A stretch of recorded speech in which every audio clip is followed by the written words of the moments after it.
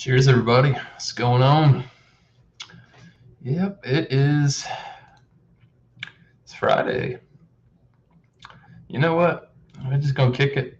We're gonna chill, probably listen to some music, drink some beer. You know how it goes. Anyways, yeah. I gotta stay.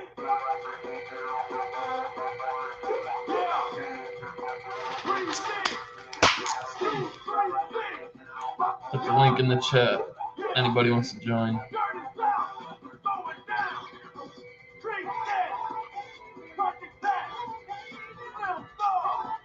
Cheers, Brian.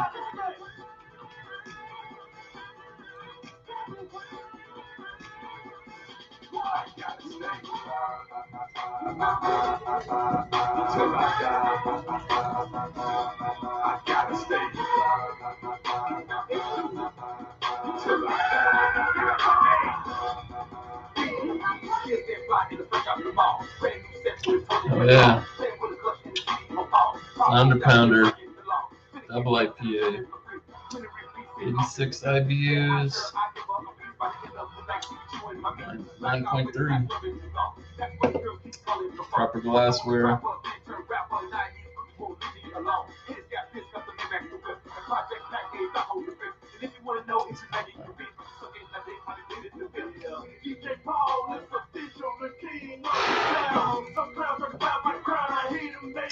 Have fun, man.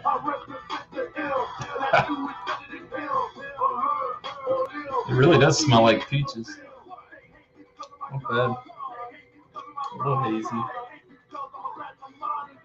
Cheers.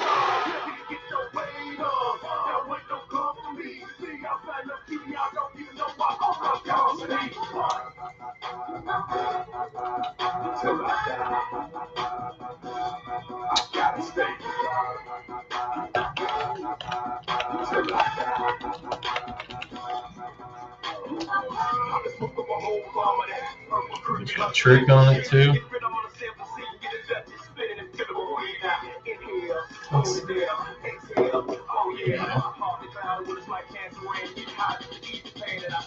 Night smoke all day.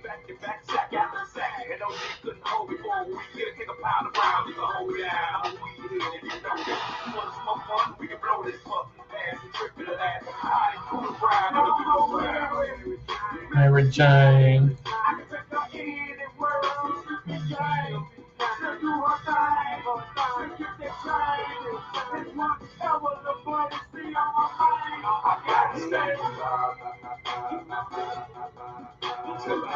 Not share the audio.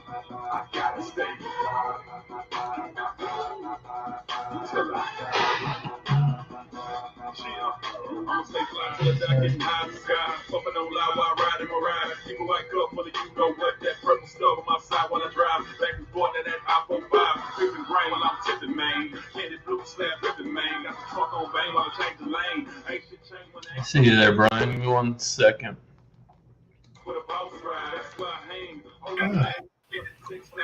Cheers, guys. What's good? Not much. What's good, Brian? How you doing? What's going on, John? Doing good. I don't know what the theme is tonight. I don't know, but Oh, no theme. We're just kicking Brian. it. How you doing? What's going on, John? Doing good. Yeah. What the theme is tonight? Yeah. That was me. I fixed it. No worries, man. I got the I'm watching the tournament on my laptop and also on my TV here. I got the game on CBS, and I'm about to watch LSU versus Iowa State on TBS. And Go LSU. Yeah. Yeah. And TV's got another True TV got another game on. Don't know what that game is, right? True TV, I think, got Arizona playing a 16 seed right now.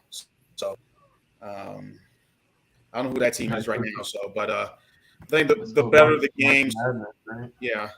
Yeah. Last night, another game yesterday was just crazy, man. My bracket completely busted. You know, I had Iowa going ahead, they lost. UConn going ahead, they lost, and of course, the big one with Kentucky losing to St. Peter's, that was kind of huge last night. So So my bracket is basically blown up. So let's hope tonight's games are a little entertaining, a little more drama. There you go. Yeah. Yeah. But I am drinking old school Old Milwaukee tonight. Oh, there you go. Yeah. Can't go That wrong has with been a long minute since I had that. Yeah. Yeah, I seen that they had it in the new style cans, or the old school style, the retro. Easy Rider, I think we call it, right? Yeah. The Easy Rider cans, yeah. Yeah. So Yeah, I'm trying a beer I didn't try when I was up at Sailfish with Dave. I was at the store. I was buying craft beer this afternoon, and Total Wine, like 90% of their stuff is warm, it's sitting on shelves, and this was cold. So I figured I'd give it a try. That Flounder Pounder, their right. double. It's not bad. I picked up the glass when I was there too. I was kind of looking at it. I bought it on a whim, and I started looking at it. I'm like, what the hell is that? So I got the Flounder, the boxing glove, and a beer's kind of got a peach thing going with it. So it made sense once I really started thinking about it. It's like, why do they have a fish, a boxing glove, and a peach? It makes no sense. Now it does. Did you guys film anything at the brewery, miscellaneous? No, I don't know. It kind of kept it casual because I knew he was there to hang out with his son, and his wife was there, so he kept it kind of casual. Had a couple flights, shot the shit. Because I saw he posted a video and he titled it something like review with miscellaneous, at Selfish or whatever. And when I watched it, it wasn't a review. Actually, it was him back at his house, and he was reading off the beers that you gave him. Yeah, I dropped him a 4-pack. Why not? I had some extra stuff laying around, and I had my fun with it per se. So always good. Can't argue a free beer. I mean, yeah. I haven't been beer shopping, I swear, in 6 months. I'm one of those guys, every time I go in the store, I got to come out with a full cart, and I just started going like every 2 weeks, and there was no way I could drink it as fast as I was buying it. And then I got, I can't, my wife has a objection to me filling up every refrigerator in the house with beer. So I had to just stop, and I'm just working my way through it. And I probably still have 2 months worth of beer at 3 a week. But I'm finally making some room in the fridge. Yeah, that's what I did. I had to buy myself a mini fridge. It's taking up too much real estate in the food refrigerator, for sure. It's not hard. Yeah, it's well, like I say, when I'm out and about, oh, there's a beer store. Let me just run in there. I don't remember what I have in my fridge at the house, so I'm like, well, I'm here. I might as well get something. Then I come home and I'm like, well, I got no place to put this. Stick it in the closet. That's what I do. I don't know. Most of the stuff in my fridge is IPAs, just regular. I like my stouts and stuff. I usually just keep them in the closet. Whenever I feel like it, I'll just pull a few out, pop them in the fridge. Cheers, Dave. What's going on, man? Just There he is. Shooting the shit. Having some beers. Yeah, I gotta start shooting some more videos.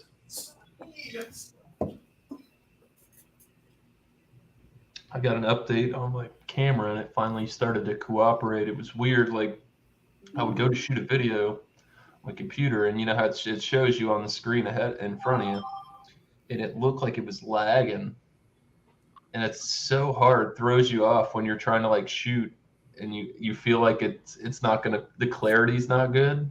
Mm-hmm. And then I rewatch it, and it doesn't do that, and I'm like, all right. So hopefully things will get better with that. I've been slacking on that, just doing the one live a week. Yeah, I'm still trying to find my groove. I'm managing to pump out my 3 regular reviews every Monday, Wednesday, and Friday. But I had to make a decision. If I I've been at my job for 24 years, and all but about a year and a half of that, I've either had to work weekends or at least a day out of the weekend. And I decided to go back to midnights where I could be the king of the king of the world on midnights, because I'm like super high time to be on midnights. But now I only work on Tuesday, Wednesday, and Thursday. I know a lot of people do lives during the week, but working 12-hour shifts, and it's like an hour to get to work and an hour to get home. It's like on my work days, I'm useless. It takes a lot out of you. Yes. I get home, I eat, I take a shower, and I'm right in bed. And it's like I get notifications, so-and-so's going live, so-and-so's going live. It's like, man, I want to get on. I want to support all these guys. And she's like, during the week, I can't. Now, on the weekend, I got three sons. They all play baseball, and I spend 3 hours at the baseball field on the weekends now. But you know what? I'm gonna squeeze them in. I apologize if I'm falling behind on anybody, but no worries, man. I know exactly how it goes. I got 3 jobs, man. 3 jobs, 2 kids, wife. Busy. I do the best I can. Yeah, I do the best I can with my reviews, but some days I just want to. I get off because I go to work at 6. I work for a regional heating and air conditioning company. We ship and transport, different AC heating units for different. It's a regional company. We have offices here. Our main hub, my main headquarters where I work at is here in Norcross, Georgia. But we have plenty of offices throughout the state. We have 1 in South Carolina. We have 3 in Florida, down the Gulf Coast region of Florida, Pensacola, Panama City, Fort Walton, and several in Alabama. So we're shipping a lot of stuff to those stores, and also to the local guy, who's like, customer who goes sets up, like Ted's Heating and Air Conditioning Company, or Barty, or this such and company, whatever. Selling units, supplies, different things. So we've been going gangbusters. It's been kind of slow a little bit. Part of it, obviously, the supply chain, a little bit, but also we've been getting a lot of stuff coming in. And right now it's been steady, a little slow, but by late April, I would say middle of April, we're going to start going gangbusters. Then the summertime, forget about it. We're going to be going crazy. But right now is just using the opportunity. And like I said, I try to do a little bit of this with my reviews, and this day, and then I'll take a break and I'll do it this day, and upload them, and on my channel. So yeah, I kind of took the scheme of my Thursday thing of and like I said, I took it from somebody. I saw what they were doing, and I said, you know what, I kind of like the flow of that. I could sit down on Thursdays, knock out 3 or 4 products, and then call it a wrap, or I like the Thursday option too, because I like to try to keep it fresh, I'll switch it up. Like St. Patty's Day was just bring an Imperial, anything over 8% open panel, I try to switch it up a little bit, get the community involved. It's always good, So yeah, been kicking it.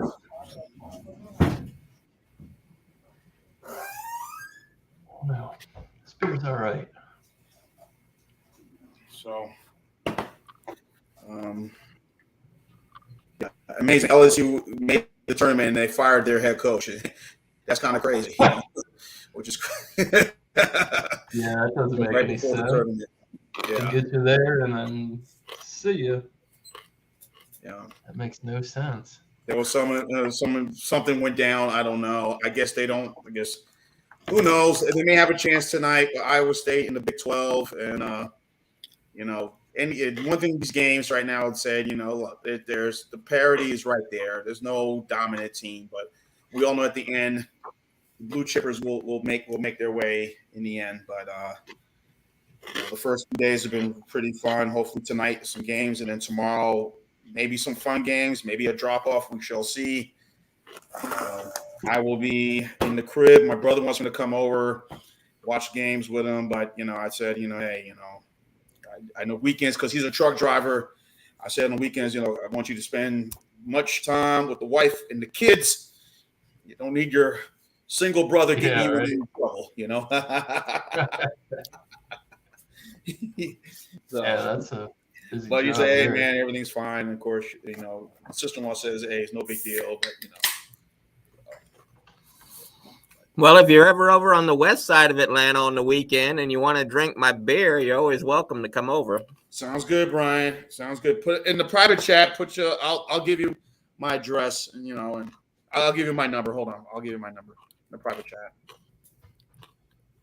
There you go. Oh yeah, I gotta get over Dave's way one of these days. I gotta get my car in the shop. It's slacking. I'll shoot you a text real quick so you know it's me. No problem. I'll definitely save it. No problem. So, everybody, St. Patrick's Day was good. Like I said, mine was kind of quiet. It was one spot I went to. They were serving some corned beef sandwiches, and that's all I had. And it was a big sandwich, and I just ate one half to save the rest of the other yesterday for supper, and you know that was it. And didn't stay out late, and just came back and chilled at the crib. You know. Yeah. What was it yesterday? Yep. I didn't do nothing. I think I went and got some cheap beer and then came back home. That was it. I don't do the St. Patty's Day no more. I used to go out every year, me and the wife, and I'm just tired of the amateur hour. It's DUI holiday. That's it. Just like with New Year's Eve, I just I'm someplace. I'm in the house. New Year's Eve, got my Super bottle. Bowl. All those, man. Got my bottle here, and I'm not going anywhere. New Year's Eve. I take my ass right home. Plenty of food. But that's I don't know. Still wouldn't mind getting out, maybe. Sometimes. Well, Swear by that Uber though, man. $10 save you 10 grand. For sure. Yes, indeed. Yeah, I've reached that stage in life where I'm just happy chilling at home by myself. Nobody's bothering me.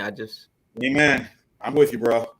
My wife told me she had to she was going to school in downtown Atlanta for the last 2 weeks, and she said, "Well, you need to call some people, go out and do something for St. Patrick's Day." I said, "Baby, I got beer in the fridge, and I got a basement. I'm totally cool." She's like, "Well, that sounds boring," and I said, "Well, it probably does to you."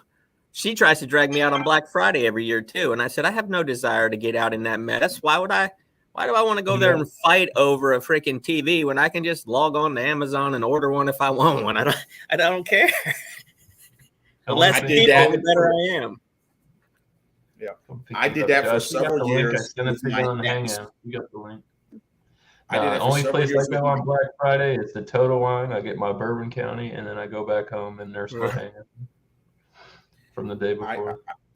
Because I'm off Thursdays and I'm off on Thanksgiving scheduled, and then I always take Black Friday off. Like January when the new calendar comes, I go right in the office. Yeah. Right, I write all my stuff down for the year. That way you got plenty of notice, and you can't say, "Oh, nope, no." Yeah, I did that for several years with my ex. We would go get up earlier, and before before Walmart and all these stores started making it like day of Thanksgiving, like Thanksgiving, Thanksgiving became Black Friday all of a sudden. Thankfully, this year, or 2021, they said, that's it, we're closing. Y'all just have to come in at midnight, and y'all or whatever, or open at whatever that time, Black Friday, and y'all will go and do what we need to do. But I remember getting up one year, crazy man, 2 in the morning, and I got in and met up at the Walmart up in when we were living in Mobile, up in Tillman's Corner. I met up with several people, and then all of a sudden, when it said okay, and you hear all the commotion, people fighting for the TV, fighting for this laptop, fighting for these, that's my PS5, and everything else, and coffee pots, garbage cans like for $4 or coffee pot for $5, all these DVD movies and everything. It was just crazy. And then when the whole streaming thing was really beginning, in around 2000, around 2007, around that time, and you had the Roku sticks and all this stuff, and the streaming boxes. People fighting for that on sale for $100. I'm like, oh my God, what the hell's going on? It's insane. So, but yeah, I don't miss it at all. And this year, I said, look, I got everything. I really don't need nothing. And besides, I was home up in Jersey, spending Thanksgiving with my folks, and probably the best time I had, by far. And it was the first time all of us were together as a family since like 2017. Wow. Yeah. So, and then of course 2018, I was down with my lady, and then 2019, of course, I was still down there, and then 2020, of course, we all know what happened. 2020, so last 2021, it was really great to have all of us together, and it was pretty cool. So, oh yeah. I haven't had that since like 97. My grandfather died, and that was it for that. Whole family kind of just like spread out. Right. Everybody used to live in like Florida, most of us. Big family things. Yeah, it's what it is. You've got to move. Things do, jobs, things like that. It's tough. It is. Cheers, brother. Yeah. Oh yeah, I don't know. I think my uncle lives in Jacksonville. I don't know if it's Jacksonville. I think he said Ponte Vedra. That's kind of like the suburb.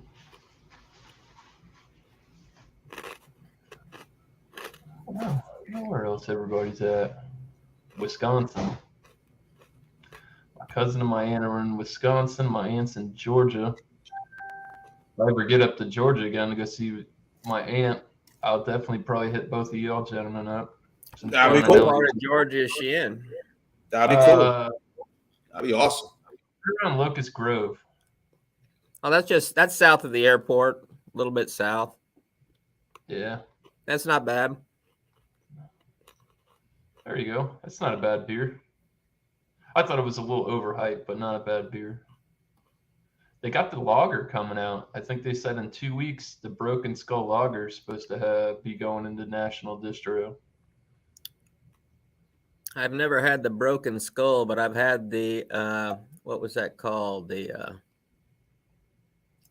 Skull Smasher or something. That's a Scottish beer though. Yeah. Skull Splitter. That's a really good beer. Yeah, it's nice. Cheers, man. Cheers from Germany. Slanja. Prost. Yeah. This guy, he comes out of the woodwork. He's over in Germany, and he pops on sometimes. I tell you, I was in a lot of English, but I went to Germany back in 2000, and that was where the seed was planted for the hardcore pub.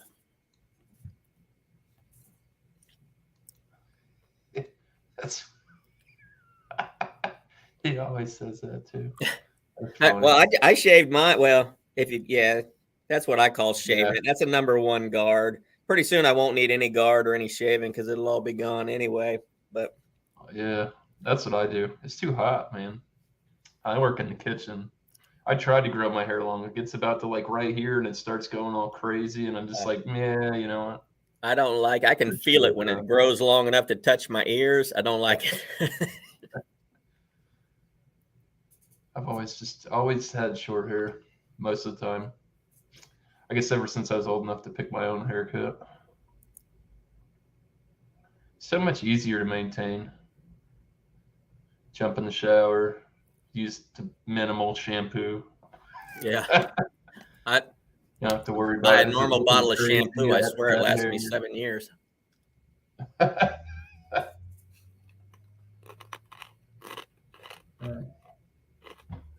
Oh, goodness. I figure out what I'm going to drink next.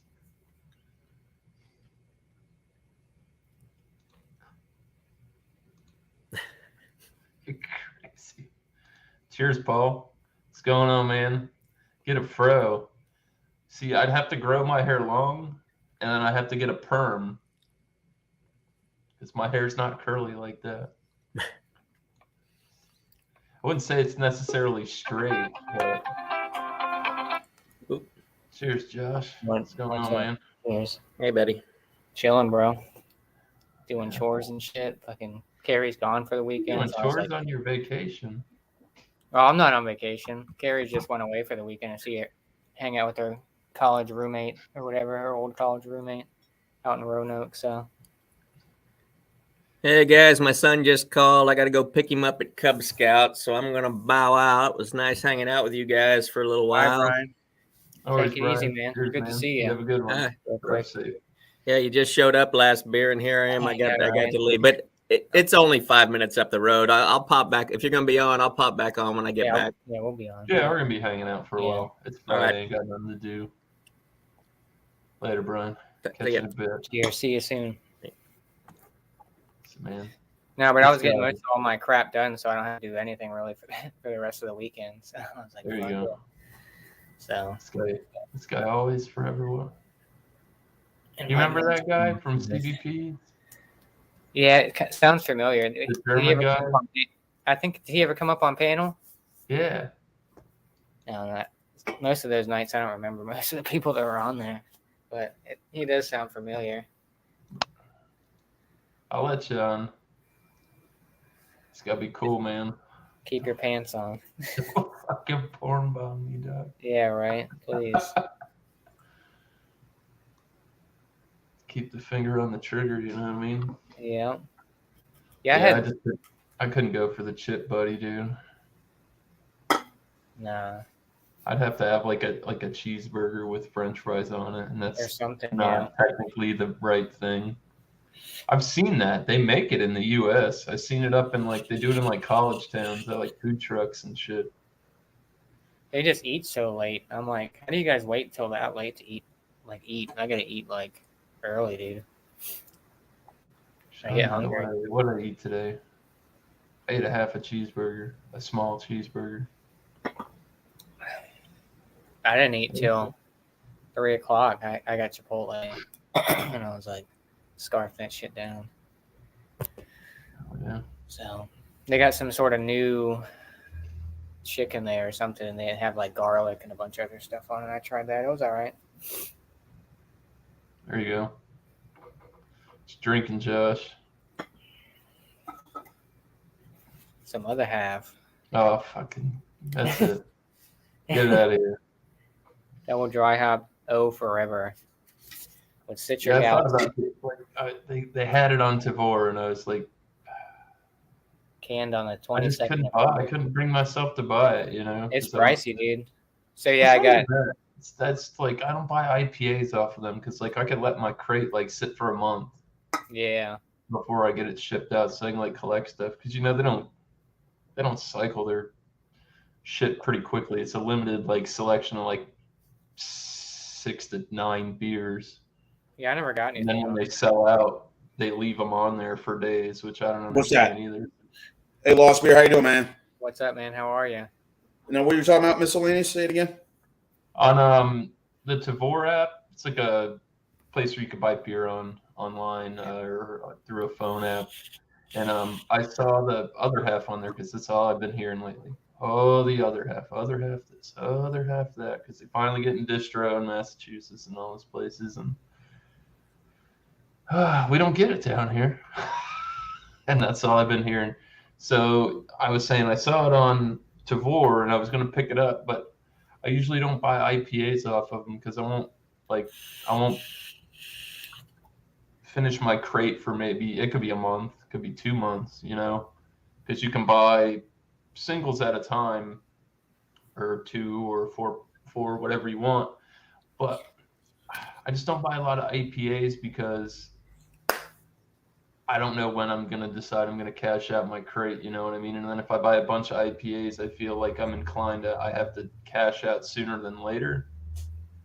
So I got to put I didn't even know you had in there and then spend $15 on shipping, which I could have got 10 beers for $15 on ship. You know what I mean? Yeah. It's kind of not worth it. I got the app. I never bought anything, but yeah. But I just didn't really know how it worked. I was like, oh, these are only 6 beer or whatever, how many beers they had. So I didn't know you could stash stuff away. I thought you had to like buy. yeah, every time when you click and you buy one, Uh-huh. you pay for that beer individually, and then boom, they put it to the side. It's got your name on it. Oh, I gotcha. So that's what I do. Like I'll let it cycle for like a month and a half, pick out some things that I like. That way, when I'm getting it, I'm at least getting like a haul of beers instead of like, well, I got a 4-pack. So they change it every month? Is it like a monthly thing they change it? It's Or daily. They switch it up daily, hourly sometimes. Damn. I think I got maybe 3 or 4 notifications today of new stuff they're rotating in, and they've been having I thought you had to buy it already. They've been having I go on there and within a couple hours, like sold out. I got that. What is it? That Belgian Strong Dark from that Hoppin' Frog, dude. The thing's like 17.6 or something like that. Something crazy. Yeah, that's crazy. Yeah, And, it was like the one. Like I saw a beer and I was like, man, you know what? I'll pick it up. I bought another one from that Lumber Beer today. They had I think it was Imperial Stout, maybe a barrel aged. That fucking that barley wine from them last night was top shelf. Like, oh yeah. And I gave it 98. It was really good. Yeah, they got.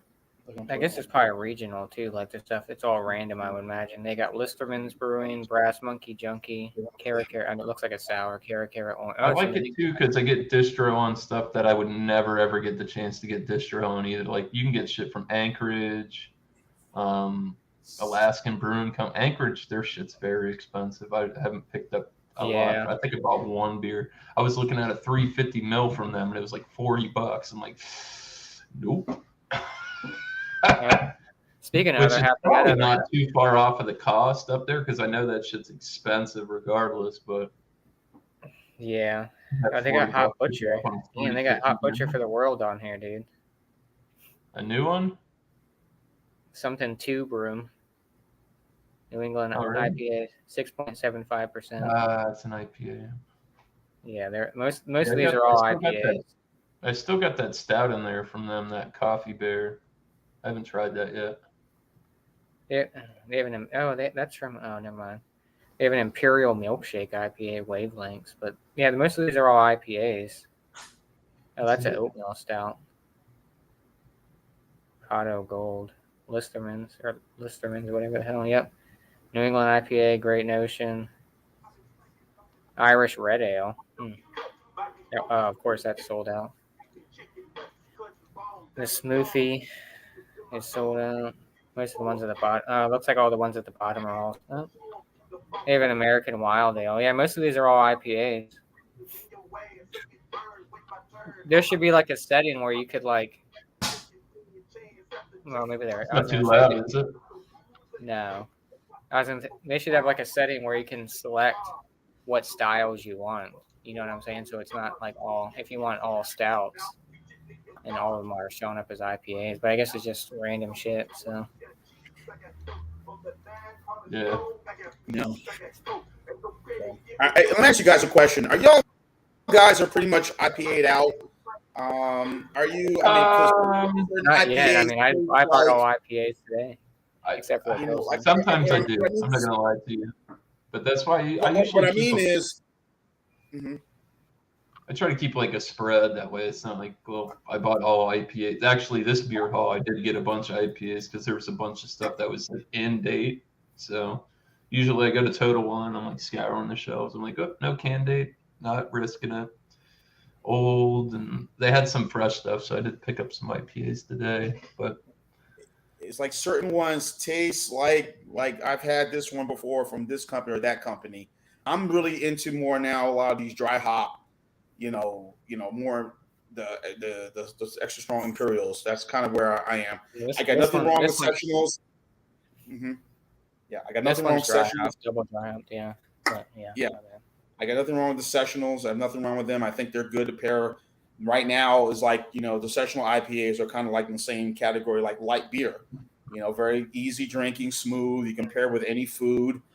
They've been making some really light IPAs I've been seeing at the store. I'm like, I'm like, oh man, that sounds good. And I look at it, I'm like 4%. I'm like, oh, what are we in the UK? Come on, man. Which nothing wrong with that. I'm not knocking low ABV beers because some of them are very tasty, but it's sometimes I look at the price of it too. It's damn, dude, you want $16 for a 4-pack of that 4%? Yeah, I know. You're pushing it. Yeah. But that's like how I feel about like the craft lagers, craft pilsners. There are some good ones out there, but I feel like they're too spendy for what they are. You know, you can buy a 4-pack of 5% lagers and they're $17. I'm like, I could get an 18-pack of High Life for that. You know, Exactly. And I'm the same way right now. I mean, if they're available in singles, I'll try them. If they're available in singles, I'll try them. But I'm not going to spend that much for that. Like the Solid Gold Lager, I thought it was really good by Founders, but I guess the price they were asking for the 6-pack, I don't know, the price may have gone up. I just can't see myself getting it, you know. So, and by the way, Lost Beer, I am drinking tonight old school Old Milwaukee. Oh, nice, dude. Hell yeah, that's classic. Yeah, so I just had some. I had the other day. I finished it off yesterday. I will finish off tonight, and I had it Wednesday and Tuesday night. I try to make enough food so I can have, for, throughout the week. But I had some nachos with shredded, chopped up turkey, some beans, and season it, all that. Put some cheese and some sour cream and salsa. Damn, really good. So that was my supper for tonight. So I'm good and ready to drink some beer. Beer and watching basketball, hanging out. Yeah.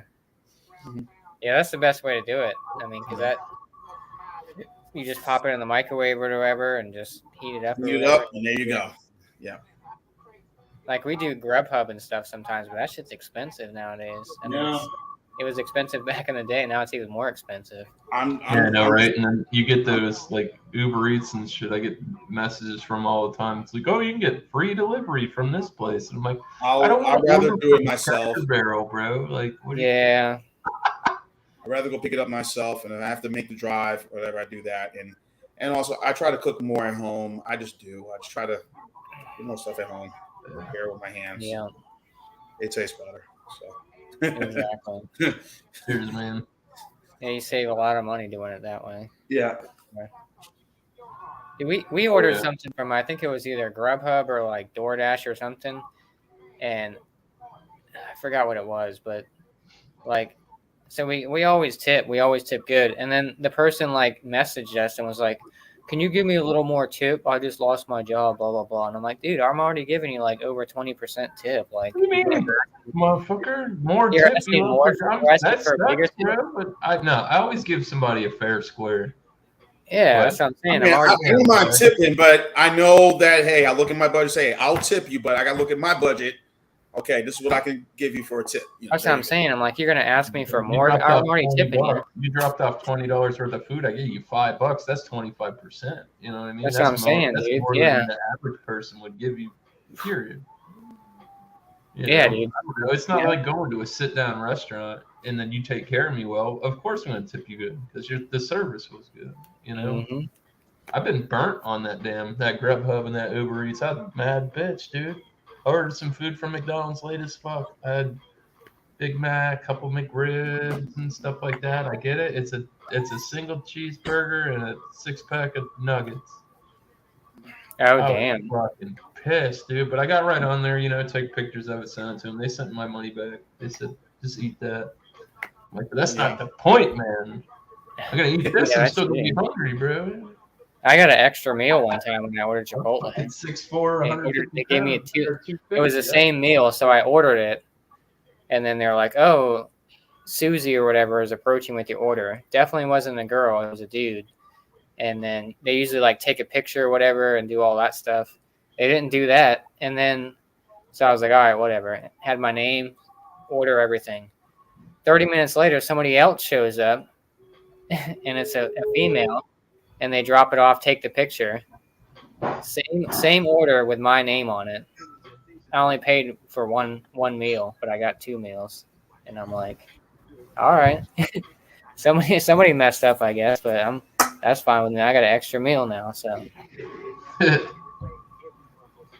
So finally got the last of the Void Shaker series. I got the. I saw that. Yeah. I don't really see too much Funky Buddha like I used to. Well, maybe I don't really search for it, but I'll tell you what, they got bought out by Constellation. The only beer that Oh, really? They did. I did not know that. Yeah, they got bought out by Constellation. I think the people behind Corona and Modelo, right? Yeah. And they fucked up a bunch of their shit. I don't know what happened, but that maple bacon porter, dude, is still on point. Oh yeah, I think I have. Yeah, I've had that one before. And honestly, I was so on the fence about getting it after I tried, because they called it the Funk something series that they changed it, and then I had that's that last snow one they did. It was not good after they switched to Constellation, like the original before. At the local gastropub I went, they had a vertical. They had the 18, the 19, or no, it's the 19, the 20, and the 21. And I had the 18, and I'm like, or the 19. I'm like, this is where they should have kept it. That is the fear. That is the fear most times when these mergers or these agreements happen, is that, okay, I own you, we own but we're going to stay out of it. But Anheuser-Busch InBev have done that with the beer from out of Long Island, that brewery out on Blue Point. Others they've owned, Same with Molson Coors, with Terrapin. They've said, look, we own, but we're staying away. I've had the Hop Executioner IPA and some of their other beers, the High Five. It still tastes the same. Oh, yeah. And that's what these companies have to understand. We own, but we're going to stay away from it. But unfortunately, you got these guys that'll come in and they'll be like, well, what if you do this? What if you do a little this? Yeah. A little bit of that? No, just a recipe is a recipe. That's why you have a recipe. You can't sub this malt out because, well, it's very, very similar and it costs less, but it's not the same. It's like cooking with using salt, like salt substitute instead of salt. You're gonna know the difference.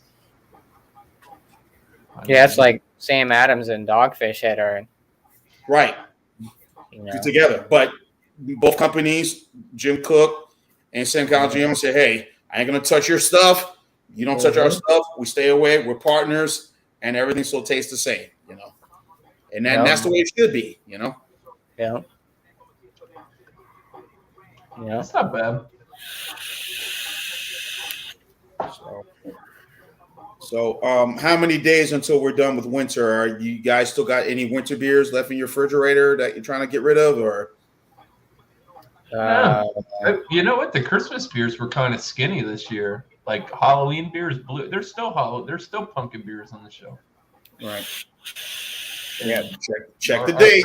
Our Christmas beer collection was very small at Total Wine this year, and that shit flew off the shelf. I got tons of Hardy. I like the winter warmers and stuff like that, barrel aged winter warmers, spruce tips, and. Oh, Brian's back. Cheers, Brian. I'm back. Back. You know it. It's not too loud, right? This is an ambient. No, yeah, it's not too loud. All right. Oh shit! I love these. There's this thing on Instagram called My Bomber Jacket, and they have all these crazy. Is that a real beer? Huh? What kind of jacket? No, it's like this beer page called My Bomber Jacket, but they have I don't think any of these are real, but they just posted that one. Yeah. From Nestle. Dinner and drink all in one. Double IPA. No way. I mean, the only company that's even done something like that was real was who? Urban South did that, and they had the food on the cans, but that's the food you're supposed to pair the beer with when you go there.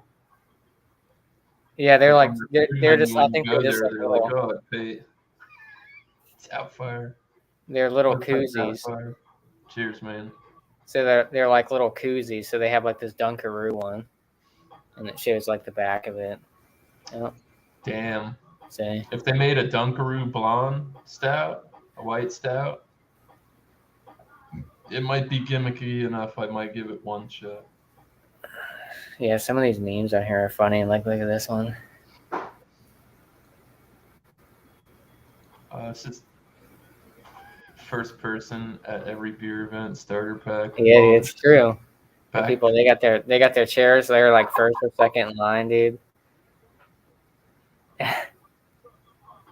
But I seen they got not tonight, but I got to work tomorrow, so I'm only having one drink. 3 a.m.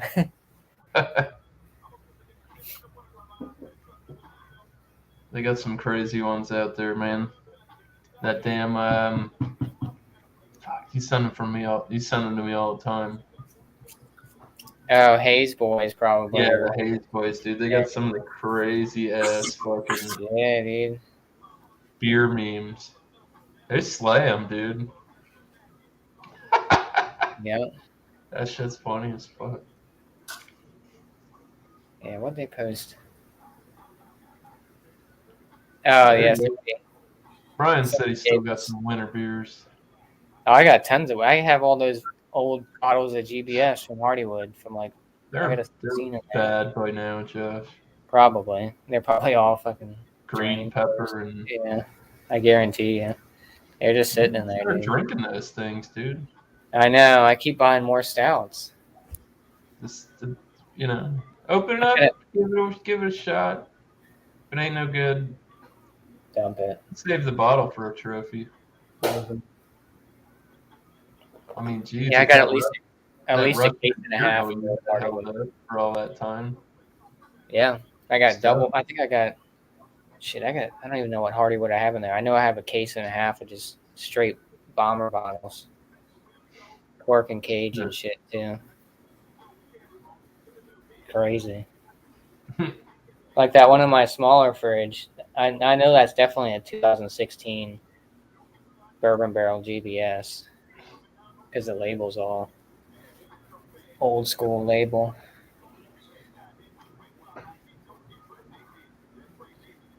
Smells really good, dude.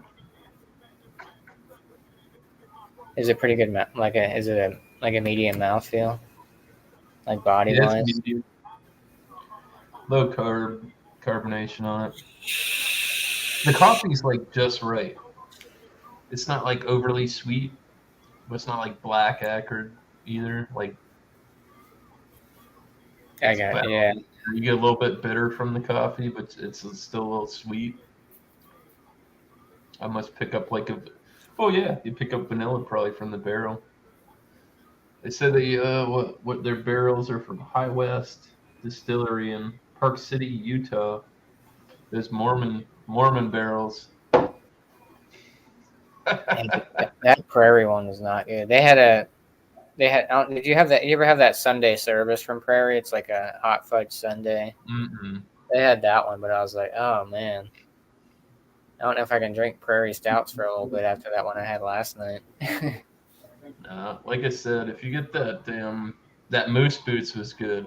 That double vanilla noir was okay, but I was impressed with the Moose Boots because I feel like I'm not as much of that bomb series that I've tried.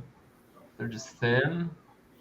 They're telling you. Yeah, I didn't mind the Christmas bomb when I had it years ago when they weren't even distro, and it was like you had to get it from the brewery. So, but I think that was the last time I had it. That was like 2016 or something. And they're just always thin. They say they got the chili in it. I don't really get no smoky. I don't get any heat, because most of the time I think they use like ancho chili. Yeah, that's what they have. Chili, yeah, spicy chili. And it's just been a little lackluster. The horchata one that they made was really good, though. I'll say that. I had it on tap. I saw it at the store, and it's fucking expensive, man. They want fuck $13-14 for 12-ounce bottle. I understand that the ABV is pretty good on it, but damn, dude. Yeah, that. What a 6-pack of that shit costs, or 4-pack. I don't even think they sell their stuff like that. I've seen like around Christmas time they have like a like a mix pack. No, it's I've like a seen a gift mix pack, pack, but I've never seen like an actual like 4-pack of Prairie or like a 6-pack of Prairie. You know what I mean? I just haven't seen it. You've only seen singles? Or are you talking about the Well, South? I mean, like their barrel aged series. Oh, obviously, yeah. like the vape tricks and all that shit. Yeah. Yeah. But like their high end stuff, like Boulevard, when they make some high ABV shit, it comes in a 4-pack. It's not like, well, we just sell it in singles, and we're just gonna rape the shit out of you. Yeah, the only time I've ever seen like 4 of them was like that holiday pack where they give you like a glass and have like they give you a good old reach around, and I don't know how much it was. It was probably like $25 or $30 or something like that for. Fuck that. Cheers, dude. Cheers, Levi. But yeah, the Sunday service, 14.9% hot fudge sundae. Sorry, you're more than welcome to hop on here if you want, man. Yeah, dude. There's a link. I know there's other people live and things. Bourbon You're barrel welcome aged, here anytime, dude. chocolate, vanilla. Oh, sprinkles. How the fuck do you put sprinkles? What does that mean? A hot fudge sundae. Oh, a hot fudge sundae inspired bourbon barrel aged imperial stout with fudge, chocolate, vanilla, sprinkles, peanuts, and cherries. 14.9. Who is that? Prairie Sunday service. That's the one they had there. Oh yeah. And where are they based out of? The brewery. They're Oklahoma. McAllister. Now this says oh yeah, Krebs, Oklahoma, is what it's. Oh really? Yeah. Never thought Oklahoma would be a big brew hub. And not to think that way, but I think Oklahoma more, bourbon, more whiskey, things like that. Didn't they used to be like a gypsy brewery? Yeah, I think so.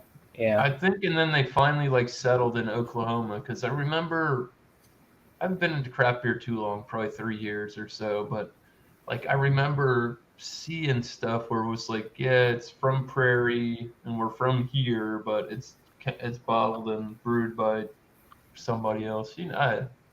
Which I don't know. There's a bunch of people that do that. I feel that it gets lackadaisical, It's like it's your recipe, and when you brewed it, it's supposed to be up here, and then you do the, what do they call it, contract brew through somebody, and yeah, you paid them to do it, but are they going to put the care and soul in it as if you were going to brew your own beer? That's the only thing that I don't like about the gypsy brewing. Yeah. Well, I mean, Evil Twin, well, now they have a new spot, but Evil Twin used to be a gypsy brew for a while. Like, some of their harder to get stuff. But now they have a spot in New York, and they do all kinds of crazy stuff. Crazy long names they have for a lot of these beers. Oh my God. Dude, I've seen beers from them. It's literally the name of the beer is a paragraph long. Yeah, it's fun. And some of them are funny as shit, too. It's insane. But they do those little 8-ounce stout cans. They're like 12, 13%. And they're like little 8-ounce cans. It's crazy. I've seen that picked up for a little bit, and then I've seen it just like tank off, which I don't think's a bad idea.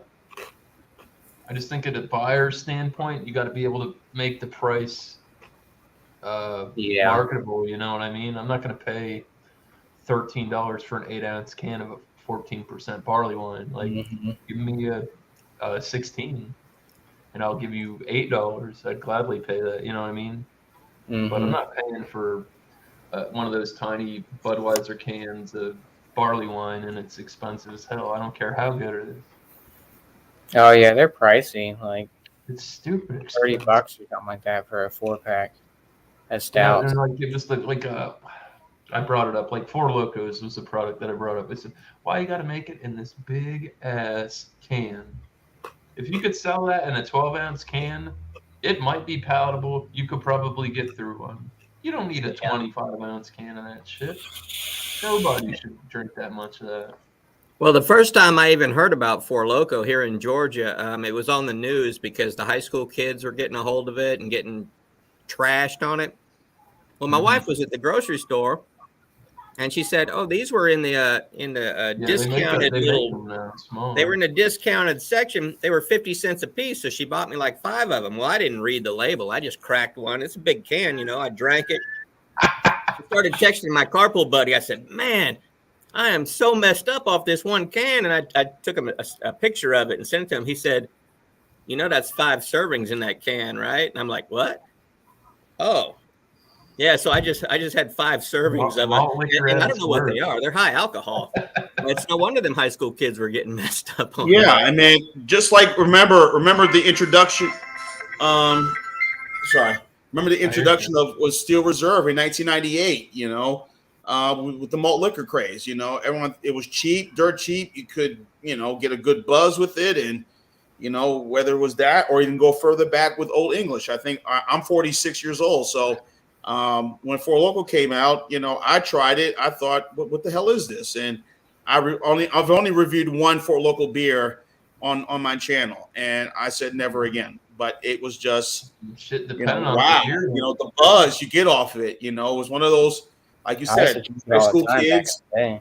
Well, yeah, depending on the years that you drank them, man. I remember having that stuff back when they still had caffeine in them. That's when I drank them, like Sparks and. All of that. Sparks is another one. Yep. Sparks was AB InBev. AB had, and right now you could barely find that if you go on their website. You barely see Sparks anywhere. Yeah, because they don't allow the caffeine in the alcohol beverages anymore. His kids were dying.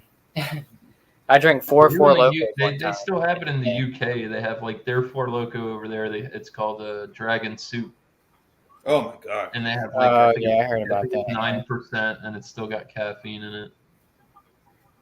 But I used to drink Harry Blue Nose. He drinks those, and he's like, dude, once you go down that road, you're gonna have a long night. Yeah, I used to drink those. I used to drink juices. You're getting drunk, then you're drunk, and you're all jacked up on caffeine too. It's the old saying, "Oh, well, he's too hammered. Give him some coffee." No, now you have a wide awake drunk. It's not what you do. Give him a loaf of bread. He'll be all right. Nope. Yeah, I used to drink a lot of those. Those juices. We used to mix Sparks with 40s of High Life, and we'd drink half the 40 and then mix the rest with Sparks, and then we call it like a concrete Molly Whopper or something like that, something crazy. But cheers, Brandon.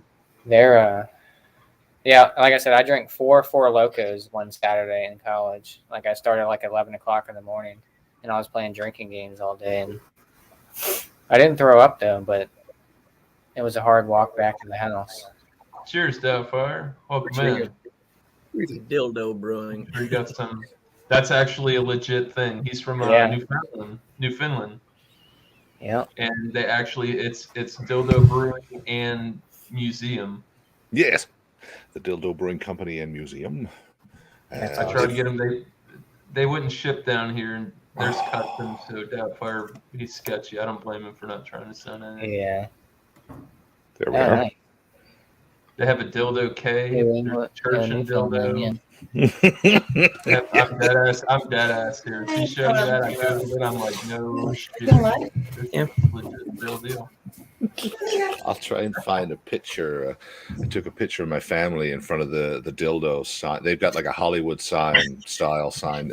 They made a partnership with the Jimmy Kimmel show. I don't know how many years ago, but he found out about the name and thought it was funny. So they ended up putting a big fuck off sign across the harbor.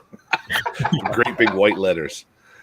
Dildo, just like Hollywood. Come on, Brandon, come have a beer, dude. And some of them are actually quite tasty. But yeah, this is the one I was talking about earlier. Pilsen, thank you. Oh, nice. What's that? Let me see that again. This is their German Pilsner called Pilsen, thank you. All the names are a little cheeky, like that. The German Hellsbach there. Where the hell's dildo? Where the hell? Who owns the brewery? That's a fine question. I do not know. It's a brewery / museum. Yes. Okay. Been there for a while, I would assume. There you go, miscellaneous. The Evil Twin put out a new hazy. It's called I would work from home, but I don't want my kids to see all the screen time I get. That's the name of the beer. That's a short one too. I'm telling you, their Christmas ones. Their Christmas ones are like they're in the tiniest print, but it's like 5 lines of what the whole name of the beer. It's like a whole paragraph, dude. I messed that up, didn't I? Rather unprofessional of me. Oh dear. Oops. Oh, it's all right. I've mishandled the dildo. Head down, Doubtfire. Just rub the side of your nose, dip your finger in there. The oils from your skin will dissipate the head. You might not have to do your finger. You can probably rub your head. Goes down pretty quick. I'll be damned if that didn't work. Pro tips, man. I got them. Boy, this is like, that's amazing. All right. Like I said, anybody's more than welcome to join.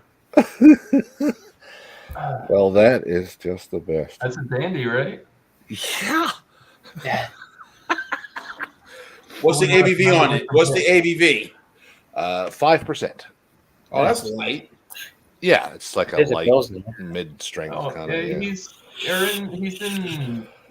in are. a province of Canada, and Canada, they got some light beers. Yeah, he's in Newfoundland. Yes. So he's an hour and a half ahead of us on the East Coast, time-wise. Yes. We have one of those little, for some reason, little fuck off hour and a half, half hour different time. I don't know. God damn that Bermuda Triangle. Right? This is nonsense. Utter pish, but here we are. Pilsen, thank you, ladies and gentlemen. I don't know what I'm going to drink. Pretty looking lager. Nice and clean. Brilliant. If I enjoyed lagers, I would enjoy this one. I do not. I drank this because it's fun to say. And no worries about that. I did bring a backup sour, just in case. The saltwater sour, even lighter, unfortunately, at 4.4%. Oh, it goes, yeah. No less funny to say. But, the thing is that's in the traditional, guidelines of what that beer is supposed to be, which I can appreciate, too, you know what I mean? Yeah. That's what I like. Traditional, Berliner Weisses and Gozes and stuff, they're low ABV beers. Yeah, they're good though. It could be traditionally, I think it's 3.5 to 4.8. 5 is usually on the high end. Yeah. Yeah, I like that one from Dogfish. You like it, Doubtfire? Go ahead, chug it. It's okay. Thank you. If I didn't have a barrel-aged stout, I'd chug with you. Yeah, we're not sipping. No, I'll do it with you. We're not sipping this one. This is 11%, so I'll do it. Santi. Not a race. Cheers. There you go.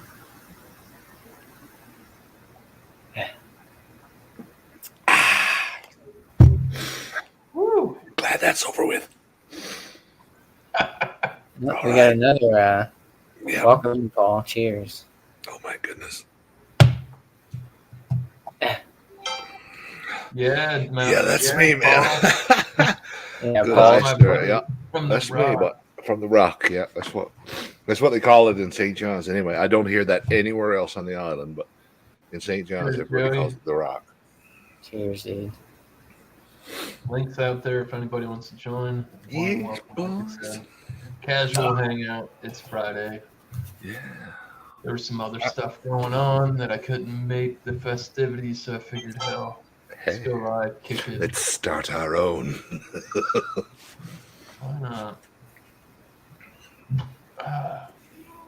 Let's see what I can find. Rice, come on your butt. Going on your For blanket. some background music. Oh, there we go. Go on. I got the ad blocker today. Oh, No more ads on YouTube. No, none of that shit. perfect. I don't know what I want. No, 30-second ads for like 45-second short videos. That sounds great. Yeah, dude. This It'll work out great. Try and keep it low key. They didn't ban my stream yesterday for using the Dropkick Murphys during the intro. Oh yeah, I was wondering about that. I was like, It's because I played I do the instrumental and I don't show the video. Some of them, like that other intro I got, where I got the Return of the Mac instrumental. Oh, I get nice. copyright claim right on that one. But whatever. I'm not getting strikes. I don't care. I'm not monetized. Makes no never mind. I heard an acoustic version of that song a couple of weeks ago. I can't get it out of my head. Ernie Halter, I think the guy's. What's his name? It's brilliant. It's good stuff, man. Everything comes from somewhere. You know, it was the craziest YouTube short I watched was they were talking about that song from the Baja Men. The dogs. Ooh, that's a Nitro. oh, that's crazy. Whoa. Yeah. That's not a Guinness, is it? Yep, you're muted. You're muted. No worries. Well, my dog is barking in the other part of the basement. I didn't want you guys to have to listen to that. I could just watch Nitros all night long on loop, and I'd be happy. Is that a Guinness? Yeah, I had this is their Nitro cold brew coffee. It's 4%. I like that. I actually thought that was a really good product for what it was. It's got a great smell. Because it's a Nitro. I hard pour everything, but these are specifically you're supposed to hard pour them. But just it filled the room with a great aroma. Yeah, that's awesome. Yeah, I've seen For that 4%, I thought those were really good. Yeah, it's a little light for me. My wife picked it up for me, and I'm not going to turn down free beer. No, of course, especially delivered. My goodness. You guys were talking earlier about. I did a fair square review on it, and I think I gave that like a 95, just like flavor wise, and it's got great flavor. Doing like ABV, because sometimes that becomes a factor, but if it's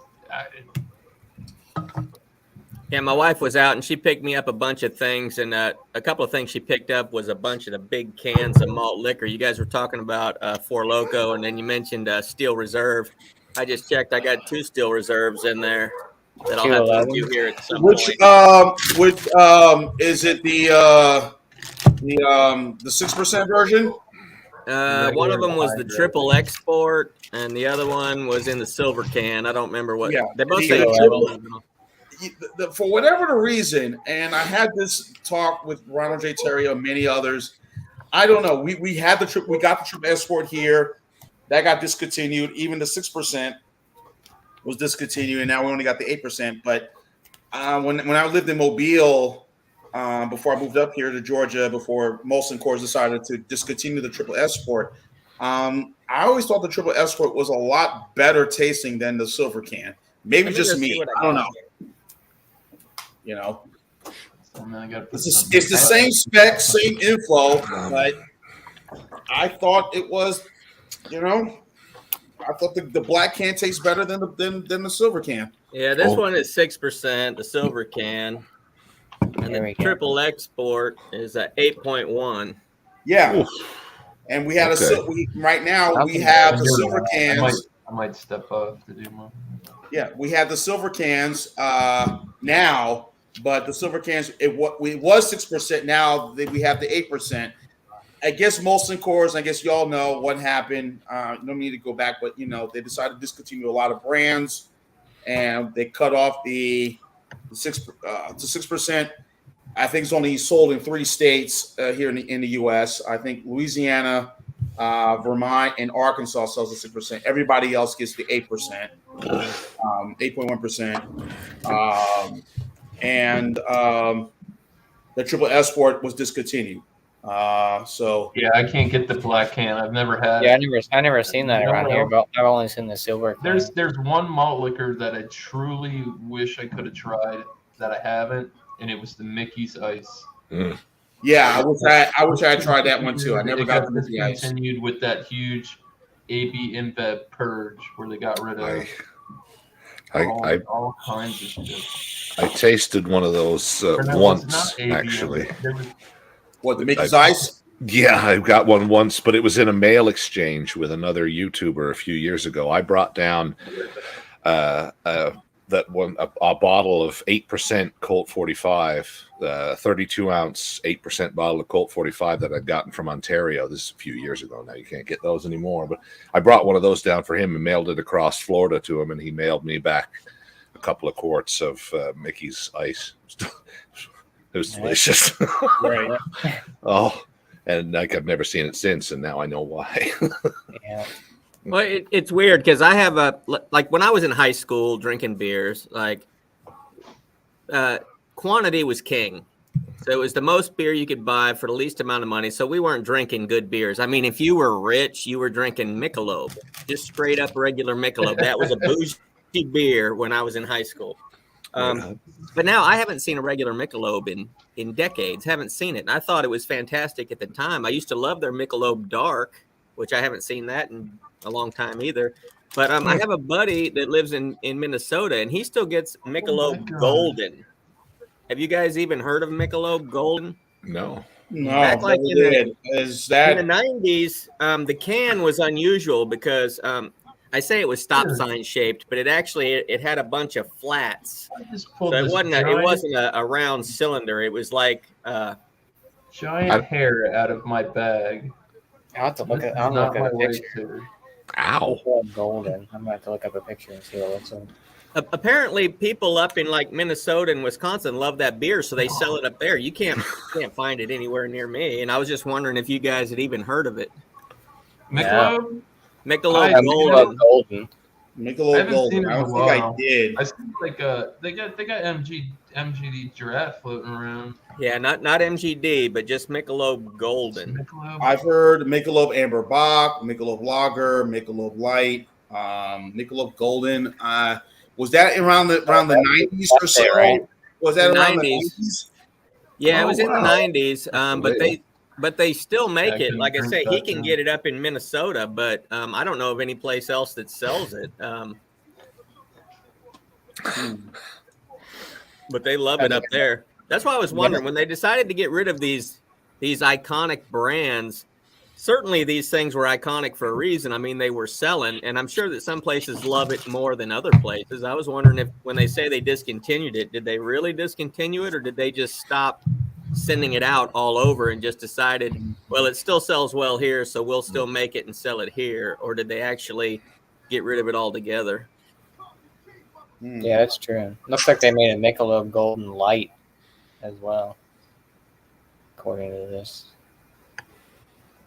So, Yeah, it was just a cool. It was a cool can to have in your hand because it didn't feel like a normal can. Like I said, it had all those facets on it, you know. That's like Bud Ice. I miss the old Bud Ice clear bottle. The ice, the clear ice-shaped bottles that they used to have. Yeah, those are not around. I don't see them. Yeah, I mean, if you're lucky to find them, everything's right now is all the cans. Like it's pizzazz. It was like that was the drug. Got the cool shaped bottle. I still like Bud Ice. I like Ice House. Ice House. It's mad sweet though, but not too Yeah. I mean, even it's crazy how the cheaper beers are really like Michelob Ultra. God damn, that shit is expensive. Yeah. I just don't. I tried it, and I know some people that do drink it, and I'm like, how are you? I've never had it. You must have money to just like throw away. And spending like $15 for 4% 12-pack. That's a lot. Yeah. I mean, I guess if you're watching your calories, but there's better options. You could drink that Budweiser Next or Bud Light I Next. heard that's terrible. Well, I mean, I don't I understand diet beers at all. That's darker than that. Right. Yeah, I don't get the That whole seem diet. incongruous. They're like, If you're oh, gonna have a beer, drink, have a beer. or you wanna, it's under 100 Yeah, I mean, calories. If you're on a diet and you're watching calories, I get it if you're going to have a Mick Ultra or a Bud Next, but do you know anybody who drinks that's only going to drink one? Because I don't. Everybody that drinks that, they're going to drink 12 of them at a sitting. It's like, it's not a diet beer anymore if you drank that many of them. Just get you a real good beer that tastes delicious, a lot more alcohol, and just have one or two of those instead of 10 or 12 of those diet beers, because it's pointless. Thank you. Exactly. Yeah. Just get yourself a 6-pack of Michelob Lager, or maybe Amber Bock, or heck, maybe Yingling Traditional Lager. Guzzle that, time. You will be in good shape versus drinking that light stuff. Probably save you a few walks to the bathroom too, I suppose. Bit of yellow snow in the backyard and all that. Right. He needs too much of that. Has anyone ever had? I saw allegedly at like a small little gas station a couple weeks ago. But Earthquake. Have you ever had a thing called Earthquake? I think. Yes, I've had Earthquake. I almost picked it up. I heard it's terrible, but they don't sell that. Is it beer or is it malt liquor? I think it's a malt liquor. Yeah, if you it's 10%. Yeah. If you watch my channel, I was going to do a rehash, but I only did one review, and thank goodness I did. Just when I did it, I was like very disappointed. I bought it in Montgomery, Alabama.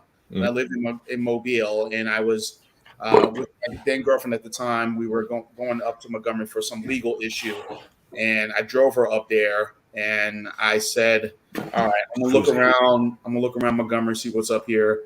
And I saw Earthquake.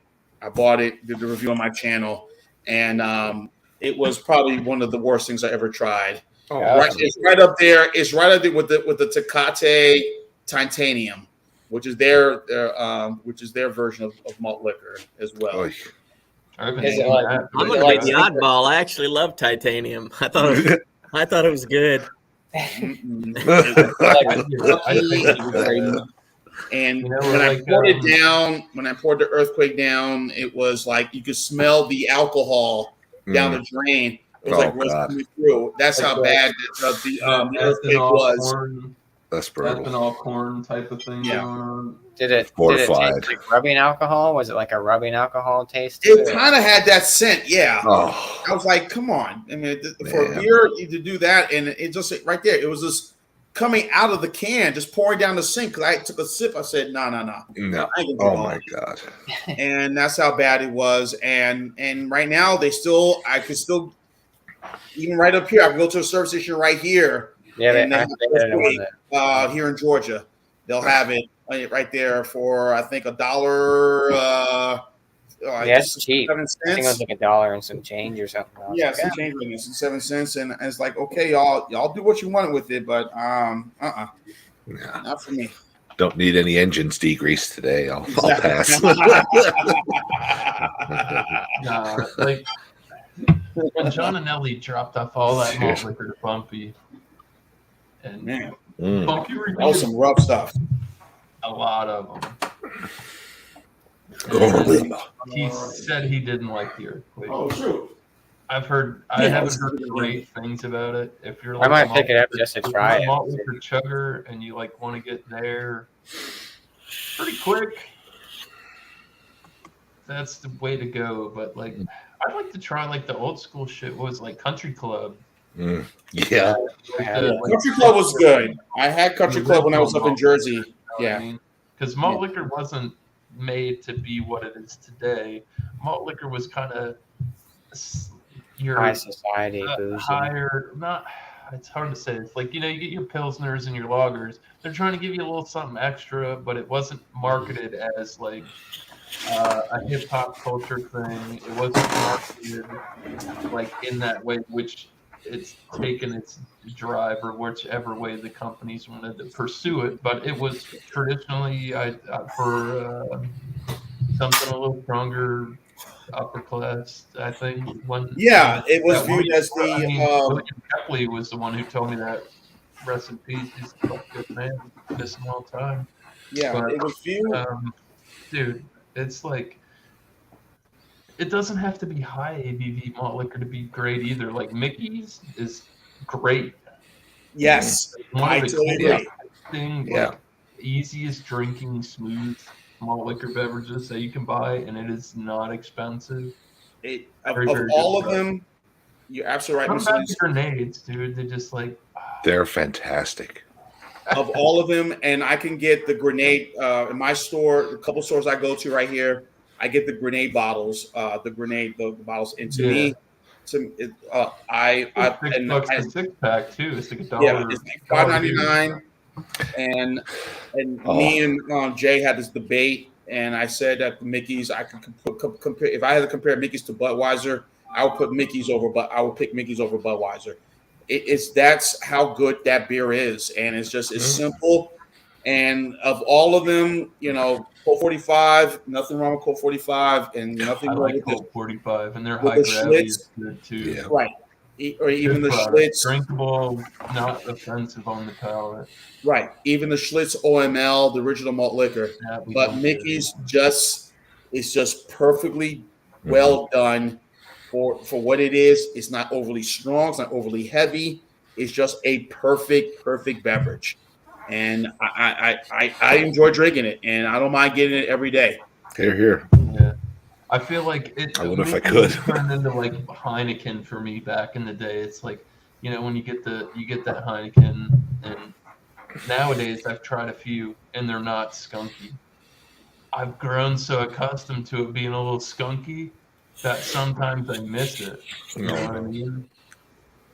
Like having a Heineken back in the day, and it was green bottles before they came out with cans. And I thought Heineken wasn't bad with the little skunk on it. Mickey's used to be the same way. Sometimes you get that Mickey's and they have that little, this wasn't the creme de la creme, but don't pay $6, you're going to drink it anyways. Yeah, they're ice beer, dude. Anybody can seek it out. Any crack and crevice, I will still give it a whirl. Oh yeah. So was it the ice that they discontinued? Yeah, when they got rid of the Miller High Life Light, they got rid of Steel Reserve, the black can, that Purge. It was like 8 months ago. Yeah, they got rid of Ham's Light, Milwaukee Spec Premium. There was a couple of they dropped like Keystone Ice. That's the one I'm most bitter about, because that was the bang for the buck. Because we don't get 30 packs, we get 18s, but then they started rolling out these 15 packs, and I was getting a Keystone Ice. It was 5.9 for I think it was $11. I was getting a 15 pack. Wow. If I was gonna buy an 18 pack of Miller High Life from the corner store, it's like 13 and change, which is way too expensive for my taste. And the ABV is way off, so obviously I get the Keystone. It's the bang for the buck. It's the side beer, which I don't mind. I drink cheap stuff all the time. Well, that's the thing that I drink crap all the time. I'd have to have like fancy cars that live in a nice house to get limitations. So Mrs. Doubtfire is in Canada, correct? Yes, Newfoundland. So I regularly talk to a couple of different Canadian reviewers, and I swear I swallow my tongue when they tell me what they pay for beer up there. Let me get it. So a 2-4 that's basically a 24 pack. Is that what a 2-4 is? Yes. They pay $50 for a 2-4, and I think about it. Yeah, at least. That's just a little over $2 a can, basically, right? Yeah. It's a little over $2 a can, which isn't bad. But in this country, on the cans and stuff if you bring them back. In this country, I would not pay $50 for a 24 pack. That's bar. I don't either. You know what I mean? I don't either when I go to your country. It's one of my favorite things about going to the United States is sensible beer prices. Holy shit. It's so cheap. Drinks for everybody. I don't even know. It was that way when I would go to Mississippi. I would travel to Mississippi when I lived in Alabama. The prices, for whether it be, for spirits or hard liquor, whatever the price is, and when I went to Mississippi, I get a 30-pack of Bud Ice or 30-pack of Milwaukee's Best Ice or a 30-pack of, whatever beer it was. It was a great bargain.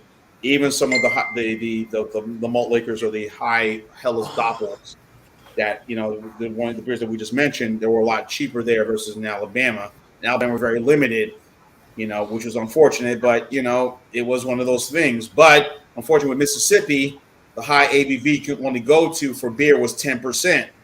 So if you're looking for if you're looking for a craft beer, you live in Mississippi, good luck. That wasn't going to be available. So you had to go to Louisiana.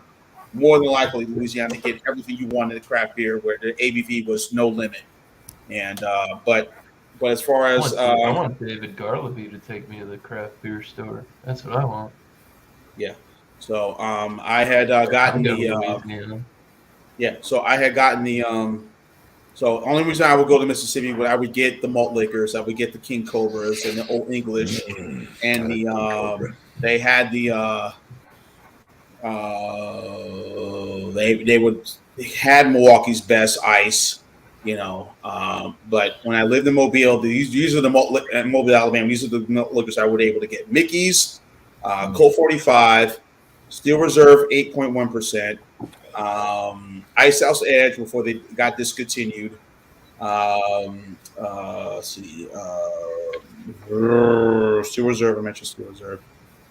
Ice House Edge 8%. Mickey's and Colt 45. I was also able to get. I wasn't able to get Old English. No Schlitz, unfortunately. And Steel Reserve, I mentioned Steel Reserve, the 8.1%. That was it. And it was very limited of what you can buy right there. And then, of course, the ice beers, Bud Ice, and maybe you found natural ice. Ice House, definitely you were able to get. And Keystone Ice before that got discontinued. And Genesee Ice, because we got a lot of Jenny, dude. Never forget about the Jenny. Genesee Ice. We got Genesee Ice, Genesee cream ale, and the Genesee Lights. All the other stuff was all, boom, gone. I really like Genesee cream ale. Yeah.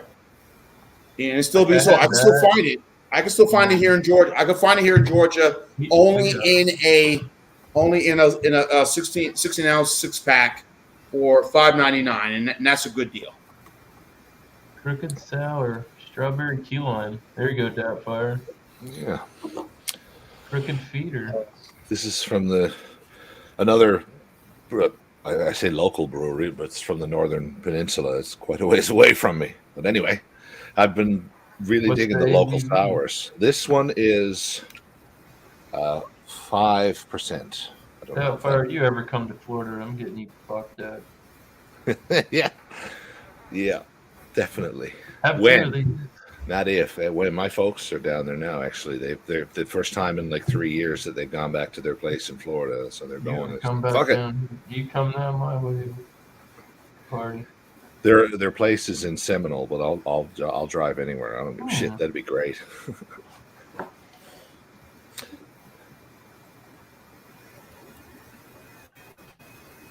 It's like a half an hour from Largo, I believe. Anyways, half hour from where? I believe it's called Largo. That's over by Clearwater. That's Seminole, it. Yes. Seminole County. Seminole County. That's it. Yes. Okay. Their place is actually there's a Seminole Boulevard that their place is on. Keeps it convenient for for us tourists. Oh yeah, that's a fair bit north.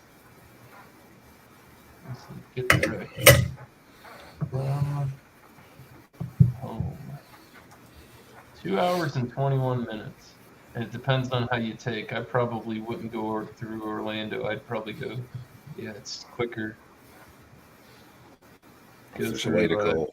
Titusville instead of cut through straight down through Orlando. But US 1's a fucking bitch. No, it says 95. Yeah. Might not be bad. Yeah, if you jumped over to Titusville and drove, like you literally just take 95 till you were here, pretty much, like Perfect. straight shot. That's nuts. I'd say I'll be down there. When you get my car fixed and you keep me in mind. Oh shit. That's past Orlando. We could probably meet in the middle. Well, if I was, yeah, or I just fly to Orlando and drive there. Fuck it. Either way, yeah, it'll be sooner rather than later. Yeah, I want to go hang out with Elbow, dude. He's on the West Coast. Lay your hands off my black horse, buddy. I'll knock you upside the head. Oh, I what will. happened? Green blurred out. It sure is still brewed here. Dark horse. Tastes like it too, but it's good for you, though, boy. Bit of black horse. You know what? I think like a lot of our malt liquor went away, and the thing is, I think with Florida, how they don't let us get like 40 ounces and things like that. That these companies just said, "Hey, we're just going to make this size bottle of this product, and you guys can't have it." So unfortunately, because malt liquor used to be everywhere, MD 2020, any kind of bottles, they were everywhere. I mean, the old school Cisco, Sparks. I don't know if we had juice. We had Four Loko, but the cans look the same. I just think where they got distroed was different. There's 2 or 3 places. And 2, definitely. Sucked into the Instagram. Within I'm reading this article. within large mammal walking Four distance. Locos and Juice have the same can logo, pretty much. Like the look, like printed can. Yeah. They just called it 2 different shits. Yeah. That's I lovely. know that my is. dad said we used to get Schlitz down here. Not anymore. I used to be able to order that from Ontario as well. 32-ounce bottles of Schlitz Blue Bull, I believe it was called. Yeah, they have a blue, a gold. It was at 6%. The Blue Bull. Yeah, the Blue Bull is still around. That's at 5.6, I believe it is. The Blue Bull. It's been about 7 or 8 years. Enjoyable. Very enjoyable lager. Very enjoyable. They actually had a Red Bull too. Yeah, back in the day. Yeah, and interesting now, if you get to try it, it's a bit hoppy for some, which is interesting. You know, it's like when you try it, it's like, interesting. The flavor of it. You know. This, from what I remember, like I said, it was a few years ago. This Blue Bull was, I was able to order Triple X and stuff up there too. 3 different brands. You still get Old English, the high grade. Yeah. Yes, I can order those from Ontario. That's 8%. Like where he's at, they still get the stuff that's retired here. Oh, yeah, the 8%. It's the one container I know of that you can buy in this country with malt liquor actually written on the container, not strong beer. Like Mickey's, they call Mickey's up, even though it's 5%, they call it Mickey's strong beer. Okay, tastes virtually the same. I did a test. Like That's how they got the laws down here. You have to call it something, whether it's malt liquor, you're gonna have to call it an ale or a lager. An ale or extra strong beer or the Old English label. They just call it a malt beverage. I don't know why they. That's the only beverage that I've seen that Old English 8% 40 ounce or 1.14 liter, if you will. And it says on the bottom, malt liquor to malt. It's excellent. It tastes fortified. Yeah, it's one of those ones you got to be in the mood for. Mm-hmm. You know what? You're in the store, wanted to get a beer, and you just saw that, and you said, "You know what? I'm gonna have a malt liquor instead." How about that?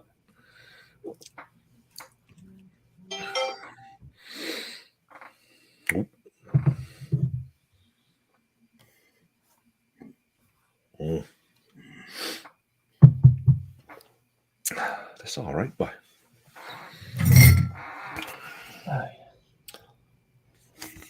Kids, all right. I of my craft beer that I bought. Josh, you said you got 4 4-packs for $100. It was like 96 or something like that. 90-some bucks. What'd you get? I got a 4-pack of that other half. I got a 4-pack of those Timber Ales. They're all double IPAs except for one. Timber Ales. I got the Equilibrium Mortalis triple IPA collab, and then oh damn it! As soon as you pulled it away, it fucking cleared up. Eater. We use lactobacillus when brewing all of our sours. Like probiotics in yogurt and kimchi, it can help with improved digestion, healthier skin, weight loss, and have many other healthy benefits. You're welcome. Oh, that pretentious fucking can. Weight loss, huh? We shall see. So what's going on with all those cans? I noticed they all look the same. So like if you had every single beer that Dildo makes in a cooler, you wouldn't know what you was grabbing unless you read the label. Except there's one red can. What's the deal with the red can? The red can was released a couple of years ago. Yeah, it was a a cranberry sour. And they called it Crandemic. And it's delicious. Not just deliciously coincident. It's not really irony. It's got nothing to do with irony, but it's also quite a tasty beverage. Yeah. But it's every now and then. I'm trying to figure out a way to get those besides going there and trying to mail them back to myself. Because I think if I got a mixed pack of that, I could probably go viral. Oh hell! Oh yeah! But now I spilled my beans to the world. So good luck getting it from Canada. Hey, don't you know they got tested. I wish I could. If I could trade cans with dildo written on them for cans with or little glass grenades with malt liquor written on them, I'd do that. In a cold minute. What's the problem with getting them from Canada? They don't. They make them in Ontario, the Mickey's grenades, and that's it. And if I have to order them through the Newfoundland Liquor Corporation, like the provincial governing body, the provincial financial choke point through which all liquor revenue flows. Blessed be the NLC. Well, he lives on the rock. Sounds like it's time to dump the crown like we did a couple hundred years ago. Tell them you're done with the taxes. Yeah, there are certain aspects of Her Majesty's supervision that do tend to chafe. Sometimes, yes. If I put it any more blunter than that, they kick me out of the country. Ceases around every corner here. Shit, you never know.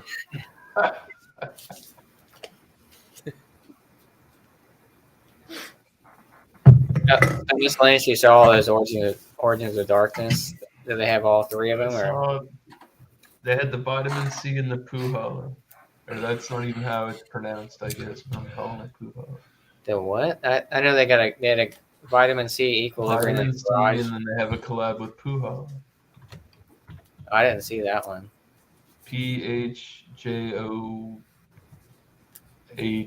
something. Puhala. I seen one with the Viking shirt. Oh, Scoozy.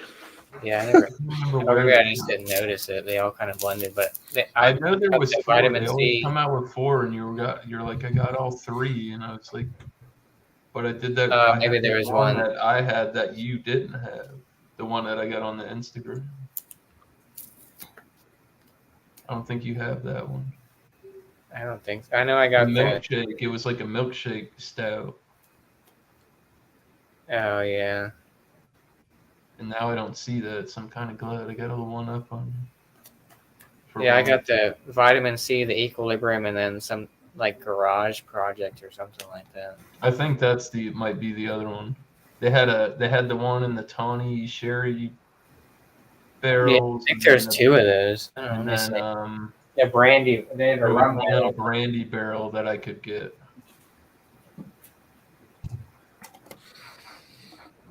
I'm trying to see. Beers. Lots of beers, Doubtfire. So many beers, so little time. Yeah, the garage. This one's the garage project one. So it's a imperial stout aged in oak barrels and finished in tawny port barrels with New Zealand Pinot Noir, South Pacific vanilla, and New Zealand cacao.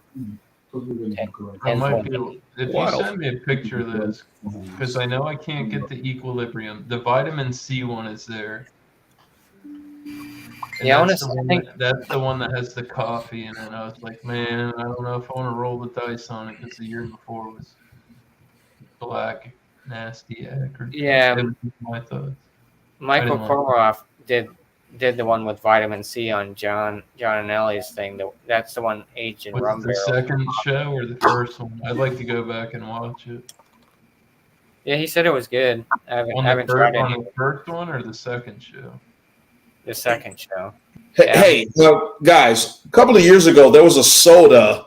I think Seven or somebody did something with vitamin C in it. I tried it. I don't know about you guys, but didn't it kind of taste a little bit, odd? Oh no, Vitamin C is the name of the brewery we're talking. Yeah. Oh, okay. I'm sorry. No worries, man. They're at where are they at? Sorry, my bad. They're like Out at of Massachusetts. Massachusetts. No, Yeah. like I went on vacation, right? And I reviewed this beer from Vitamin C.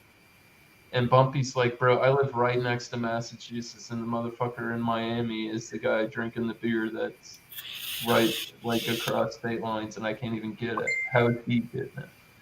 And it happens like that. Like Beer Man's gets Jay Wakefield, and I'm in Yeah, we Florida, get Jay 3 hours Wakefield. away from the brewery. I get the Hefeweizen, and there's an old IPA sitting on the show. Dude, we get Matt. We get Jay Wakefield. We get Civil Society, Tripping Animals. We get all that shit. I don't know why they don't distro local. Yeah, it's weird. The distributors are not in the area, or the product's too expensive. They probably couldn't keep up with freshness. You know what I mean? Yeah. Yeah, the Equilibrium one sounds There's pretty that good. shit from Trippin' Animals on the shelf still that's old. I looked at a can today. It was canned on or Best Buy in 2020. And it was an IPA. And I'm like, wow, guys. I literally stood back and shook my head in the craft beer aisle. You guys are slacking. Oh, see, yeah, these have Best Buy dates. Not that they're can dates. These are Best Buy dates on the bottom of these cans. They don't have cans. That stuff's still good. That's high ABV. Yeah. One's, I think, like 13.2, and the other one's like 13.6 or something. This one says, it looks like it says April. What is that? No. Looks like it says 2099, like 2099. The year 2099. But that's all like smudged. I don't know. September 17th. Oh, it must be, yeah, September 17th, 2022 is the 10.8 one, the Garage Project. The Equilibrium one at 11 that's the highest one, 11.8.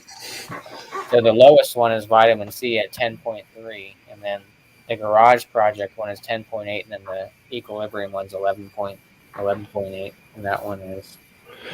There was these are most of them are black. These are all the dildo labels on my fridge. That's awesome. Actually, I'll try and make that. I can do that. Yeah, then you can see. But anyway, yeah, there's some different like specialty seasonal dildos and shit. Specialty. Yeah, but we'll see. Yeah, if you pick them up, miscellaneous, let me know. That one you had like that 3 weeks ago, that stout, and you're like, this is a strong beer. And I'm like, dude, I bet that's good. That was the donuts. Yeah. It was like a pastry shop collab. That's right. Yeah. This was 7. Oh, shit. What's that? 7.8. Yep. Shit, a mile. Some of them. This was another chocolate stout. Wasn't as good. No. Cacao bean brew. That was a collaboration with the Newfoundland Chocolate Company, I believe. Oh well. I don't know what I want to drink. Wondrous Go variety. get one of those old Trekkers out of the back of the fridge. Joe. I'm looking at a Drecker right now. I'm serious. drinking it. Just get it. I might have went. No, maybe I did. I You don't don't know. let them sit in there and go bad. I'm looking at the Drecker Like when you early do the oak collab one. Swiss Miss with the little marshmallows on top. I don't even know what I have. Maybe I will get one of those. Enjoy it. Why I want that?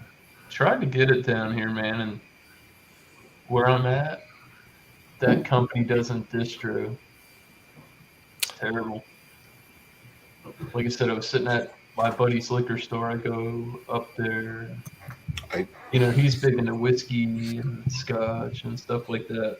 And I started talking to him about craft beer, and he likes craft beer.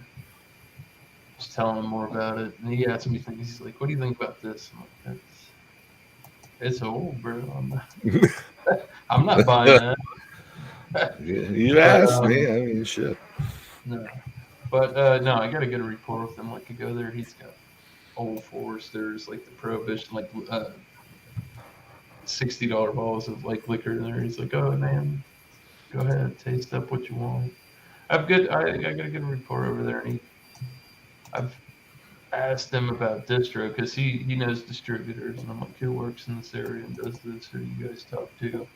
That way I can try and find out if these people deliver. So happened when I was in there talking about it, his other buddy was in there who used to work for like one of the big companies, J.J. Taylor or something like that, American Eagle in our area, who's huge distro companies. And he's like, "Yeah, dude, I dropped from them, went to a different company, and the company you're talking about, they have no distributor in this area.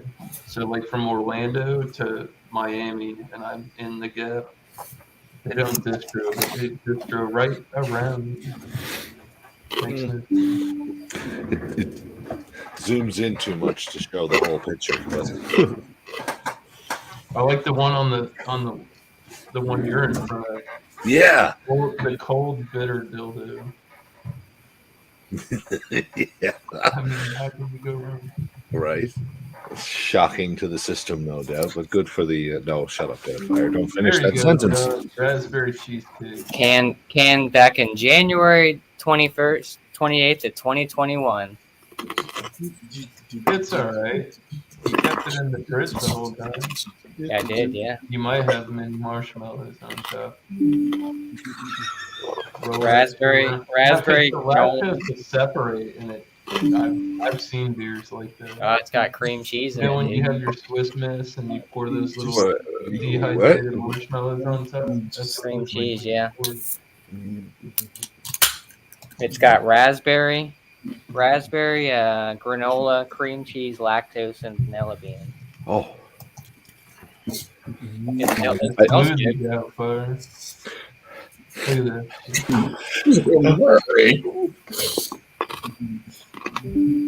It smells good. How did I mute there? I sneezed. Oh, there's chunks coming out, dude. Is this a Starbucks? Is that somebody was pouring this the other day? I think it might have been Tyler. Is that something strawberry and what else in it?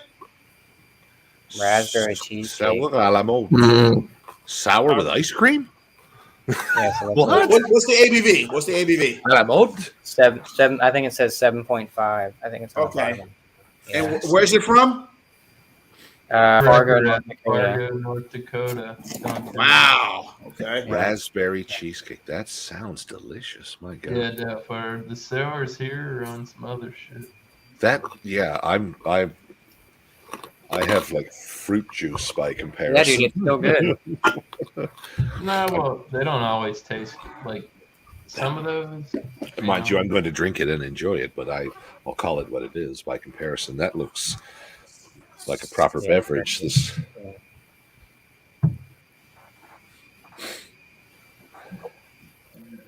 It's still good. It's still good, yeah. Yeah, I mean, it's got like a weird chalkiness on the back end though, but maybe that's just like the cream cheese or something. Scripted. This is scripted. That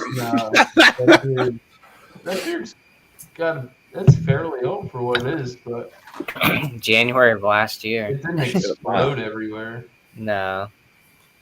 Yet. Well, the I thing mean, is, I'm not sure. what they do is they brew the sour and then they put fermentables into like fruits and stuff, and that's why you got to keep them cold because it's in an area where the yeast can start feeding off of that fruit puree.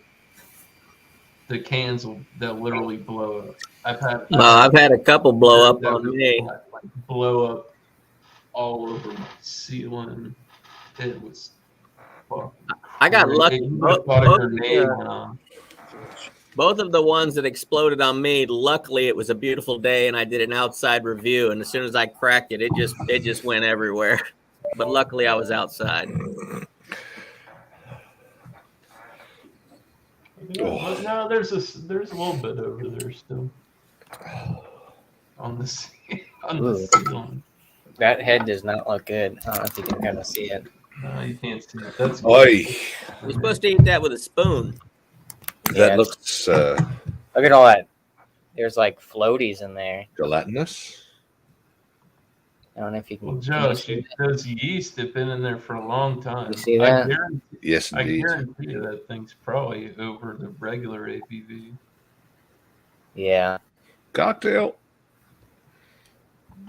Enjoy. Thou art a braver soul than I. You have diarrhea tomorrow. I know, right? So be it. Yeah, pretty Might much. as well get rid of them. It tastes great though. Don't worry. Yeah, I mean, there's no off flavors, but One of those beers that I did.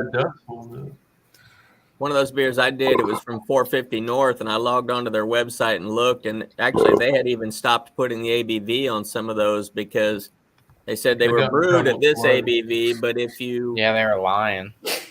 Well, they said they'll keep going in the can, and that's what it even said on there, that you got to be careful or they'll explode.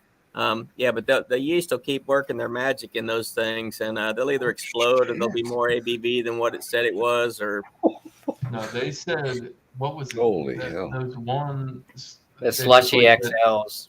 There's one slushy. They were claiming they were like 10%. They did like a slush puppy series or something, and they were saying they were like 9% and somebody took them and broke it down, and they were like 4%. Yeah, they like tested it and all that stuff.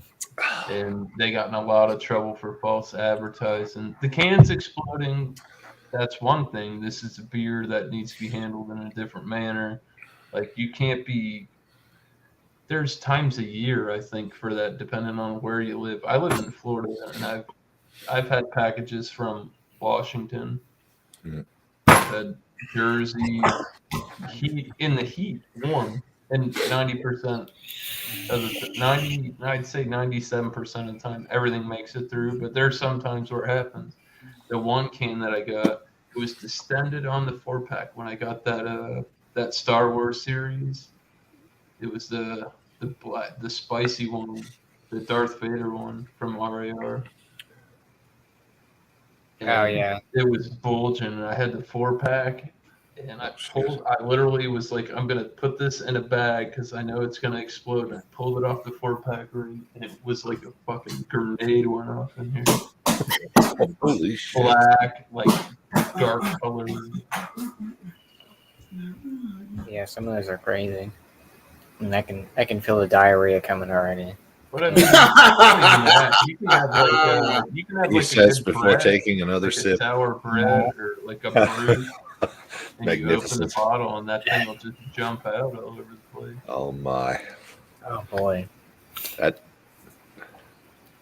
Like I said, it's good. I don't know what it tastes like when it was fresh, but or maybe I had this. I don't know.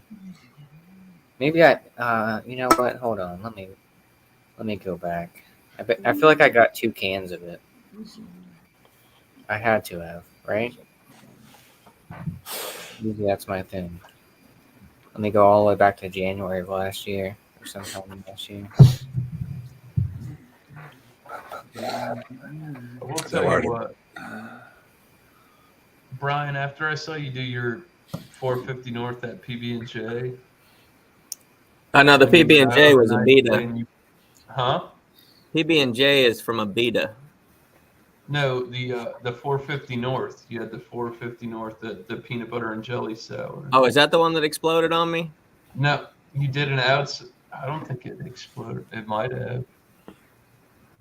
No, not when you did the video. It was nice. It was like fall. And Okay. You poured the beer out. You're like, the kids are off to school. I'm just hanging here. And poured the beer in your driveway and did a review. And the way you made the beer sound, I was in a raffle and I won, and I picked that beer up specifically because you said it was good, and it was really good. I really like those kind of beers. Beer that when I met you and we were talking about crazy, and you're like, my buddy got me this 450 North, and I'm like, oh, this is gonna be a different kind of review. Yeah, that was my first experience with the. I think that was a Slushy XL, and I mean they're thick and they're different.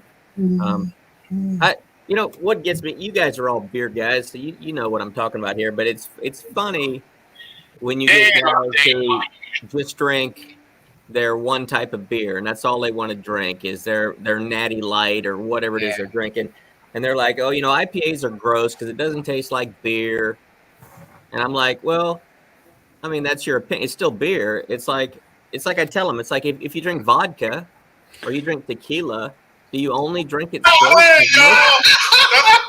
Most of the people I know that drink hard liquor don't drink it straight. They mix other stuff with it. Exactly. So what's the difference if you're drinking a beer that kind of has other flavors in it? It's still beer, Yeah. The often underappreciated philosopher, Big Lebowski, comes to mind. Yes. Yeah. I love that movie. Well, I love that movie. that's just like your opinion, man. March 18th. No, I do. I like The dude. Hey, I'm the dude, man. Where's the money, Lebowski? Where's the fucking money?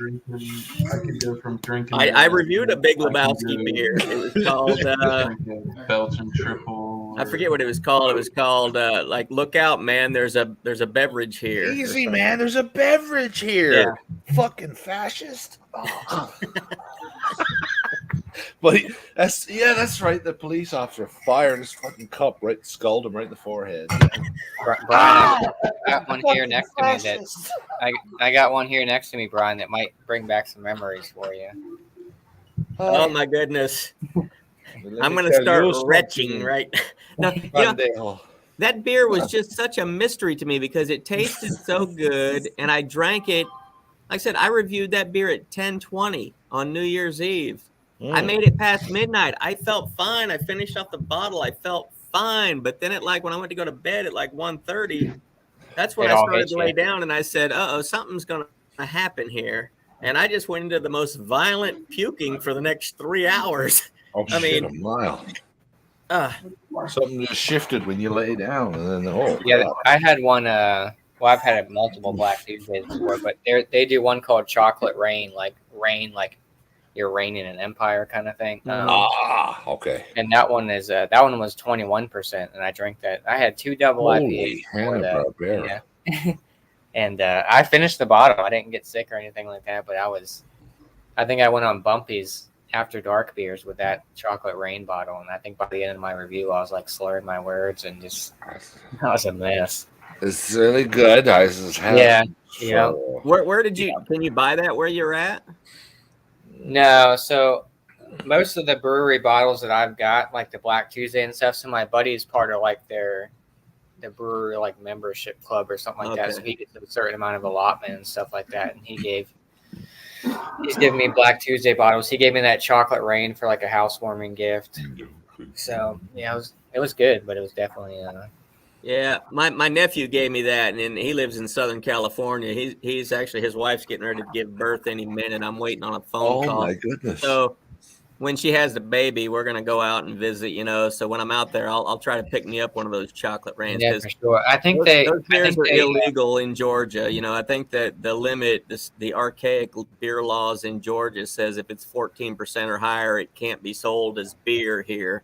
So I got to get those somewhere else and bring them in. I got to smuggle them in. So yeah, we don't have any restrictions on the amount of like ABV wise and stuff like that here. I mean, to me, it's a stupid law because you can buy hard liquor all day long and it's got way more than 19% alcohol in it. But because it's called beer, or would be Flounder Pounder. I love that doesn't make any sense. But I love that name. do you guys have? Does Georgia have? Do you guys have like liquor stores, or do they sell them in like grocery stores, like Walmart and stuff, or do you guys have?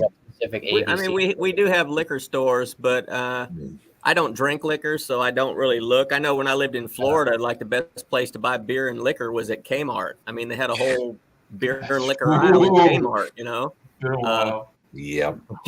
Yeah, that was back in the mid '90s. Yep. So we gotta go to. I remember going on family trips, like right when I turned legal age. Yep, fucking go to Kmart and load up. Hey guys, let me ask y'all a question. I had this debate with somebody the other day about this, and they said, I wouldn't do that with my parents, but I mean, but a hot dog, a sandwich. But I'm just saying, as we've gotten older, and again, all due respect, if your parents are still living or not, again, of course. Have y'all had beers or whiskey, wine, whatever, with your parents, Everyone says, I don't drink, I've had a few beers with my dad. I've had tequila shots with my mom, I only hang out with my dad for a little bit because he turns into an asshole. Actually, but this feels ready. Sometimes we have a great time, but sometimes it just don't work. I remember the first time I had liquor with mom and dad. My dad's been pretty cool. It was a family trip to Scotland, and we were at a single malt brewery. Beg your pardon. Pronunciation gets more difficult. So it was called Blair Athol, and it was one of the malts they use, I think, in Bell's. It was one of the Bell's. This was a blend of different malts, and Blair Athol was anyway. Blah blah blah. Scottish distillery. End of the tour, and they said, "Well, would you like a sample?" And mom and dad, like, yeah, sure. And I just sort of piped up, yeah. How would you like your sample? No, they didn't say, would you like a sample? How would you like your sample? And dad said, I'll have on the rocks. And mom said, I'll have some scotch and water. And I said, just give us a shot. Yeah, just neat. I was smothered, absolutely smothered with a cold. And I thought, well, fuck it. What have I got to lose? I probably won't taste it. Clang. I'm cured. Holy shit. Sometimes it does work like that. Cleared the signs is up like nobody's business. Holy shit. Yeah, and mom and dad were just they weren't expecting me. I said, yeah, I'll have a shot, because he didn't question it. And I was like, I don't know, 15 at the time, 14, 15. You'll have yours, and you'll have mine. And by the time he gave it to me and they looked over, I had already that shit was gone. Oh, that was delicious. And then my little brother almost had his. He's 12. Oh. I actually got to do a review with my dad. He always drank cheap beer. Yeah. And you got my craft beer? Yeah, with my dad, it would be Budweiser, Heineken, or Guinness Stout. One of them. He doesn't do, if I give him Old Milwaukee, he'd be like, oh, what the hell is this? Yeah. I always bring my. You brought me this shit. My dad, in his Haitian voice, be like, what the hell is this? Where's the Guinness? Give me a Guinness right now. I did one. That's a pretty good spread, though. I did do one malt liquor video with my dad. on the balcony of their place in Florida, and I had my cans of Colt 45 that I'd just been talking about. I was like, I gotta go. There's 2 or 3 spots within large mammal walking distance of their place, and if I don't go there at the start of the trip, I will not stop talking about. I must get malt liquor. I must get it. I can't get it here. So I go to my places. It's Doubtfire. Shut up. They know. I get verbose and I forget. So yeah, good dad. Shh. Damn. Yeah, it's a curse. It's a lot of fun. It just blah blah blah, and sometimes I don't know, like etiquette wise, when to stop. Howdy. I got an email from Google. It says my Gmail storage is 70% full for my emails. Spam. Yeah. Jeez. Spam, Josh. You know what happened? No, I have my Google hit me up, and it was something about some kind of space. Costs me $1 a month. I'm about to cut them off. Mm. Oh yeah, they know how much space I'm getting. Yeah, they said I'm at 70%. But I probably if I went through my email and like deleted all the stuff, it'd probably take me You hit spam, delete all. It'd probably take me like over a week to delete all the emails because I just don't delete stuff. Like, Well, as long as you don't owe anybody money. no, but not that I know of. What is this?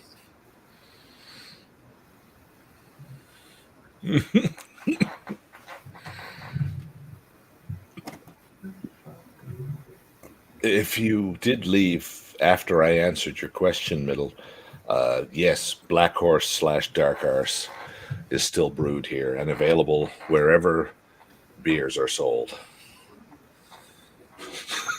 I do not purchase it, but it is available still. I've never purchased it. And I will. But I know people who do, and I like them all the same. I just... What is your reason for not buying it? It's dreadful. It's dreadful. It's yeah. It might have been why he brought it up. It tastes like a Budweiser that's been filtered through an athlete's socks. A good athlete. An athlete's socks. That's not good. That's not good. No. Like I'm talking maybe an Olympic quality athlete, but still, for beer, it's not great. Yeah. It's not good. Now, if anybody else in St. John's finds out, Paul, as you wish, Paul. Thank you, Stephen, Steve, if you will. Paul, cheers. What are you at? What are you at, boy?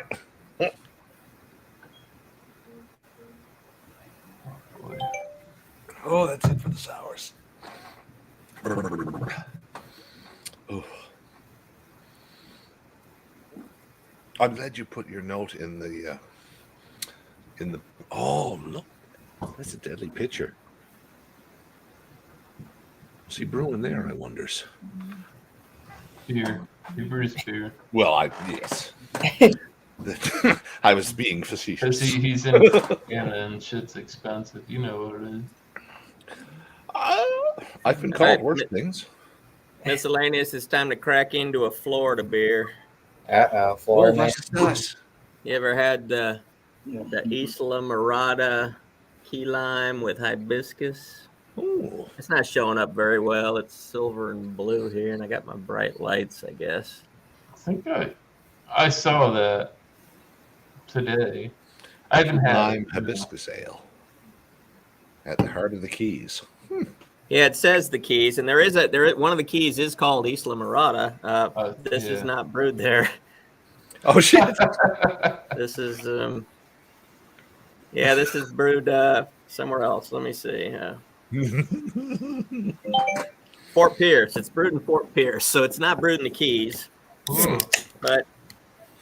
And I'm gonna try this because I've already had this before. I'm not gonna rinse out my Guinness Nitro cold brew coffee. I'm gonna just Oh, she's pink. I forgot she was pink. Cocktail. I guess it's got hibiscus in it, so I guess it is going to be pink, but that's okay. Yeah, it gets like, I get like, it's like rose petal, floral, the hibiscus. It's got a little hint of sourness. Mm. I guess it's that key lime. When I first picked it up, there was two. There was the one with hibiscus, and then there was one that's just called key lime. And I was expecting it to taste more like a key lime pie, because I grew up in Florida, and a state pie is key lime pie, and I love key lime pie. And a damned fine pie it is. I'll tell you what. But the beer didn't taste like key lime pie, though. It just tasted like a little tart. Oh.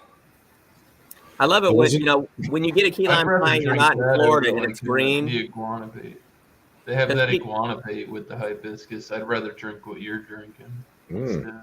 Key lime pies are not green, and if the key lime pie where you're at is green, it's fake, because key limes are not. That pie is more yellowish than it is green. Oh, okay. Yeah, you get your key lime, and then you make your meringue, slightly toasted. If you're gonna do it right, graham cracker crust. Oh, my dad makes. I cook for a living. That's what I do. Oh, I often forget that, but yeah, if anybody's. My dad makes his key lime pies from scratch. That's baking. It's chemistry. That's not cooking. I beg your pardon, but I must impersonate the toilet, pardon me. You know who I used to love to watch, who cooked, and he broke it down chemistry like that, was Alton Brown. Yeah, he was a good guy. I like watching him. Yeah, his shows were interesting. And when he talked about the science behind making meringue, and there's like a science to it to get it, whippy with peaks and everything. Even French fries, he said it was the science of making French fries, making sure the French fries are well done a certain way. Yeah, I like them crispy on the outside and soft on the inside. I've been to some place, like there's a place when I first moved to Atlanta, you probably know this, the Varsity. Everybody talked about the Varsity. You got to go to the Varsity. So I go there, and when they give me my fries, I pulled them out, and they were like limp, looked like they'd been cooked, but not fried to a crispness. They were just cooked in hot oil, and when they pulled them out, they were like a wet dish rag. And I'm like, this is what everybody loves here. And they're like, oh, that's how they make them. It's classic. And I'm like, well, I guess if you're raised on it, that's what you think a French fry tastes like. I'm not a fan of the Varsity French fries at all. Yeah. I haven't. I've driven past it. I mean, the Varsity. I mean, we have one right up here on Jimmy Carter Boulevard, not far from us in Norcross. But I haven't been to the one like downtown, right in the heart of Atlanta. You know, that's the one I went to. Yeah, near Georgia Tech, near the stadium and whatnot. I haven't had their stuff, but definitely I would say, I mean, everybody, I've never heard of that place. If you're rich and famous, that's where you got to go. Like whenever the president's in town, it's like he goes and eats at the Varsity. I mean, it's just, I guess it's an Atlanta institution. It's been here forever. But I don't get the hype. I mean, I love the chili dog. I mean, just like I was at the Slutty Vegan, which is this vegan restaurant, which is very popular here in the Atlanta area, and I tried some of their burgers. It was very expensive. I tried to say, okay, what's the hype about this place? But it's a burger made from avocado. Yeah, exactly. Brown vegan burger, the Slutty Vegan. I'm like, what's the hype about this? Nothing special about this place, So I heard some of the best vegan burgers, they make them like black beans, and I don't know, man. There's something about like if I see a vegan burger patty and I can see carrots in it, and I'm like, this is wrong.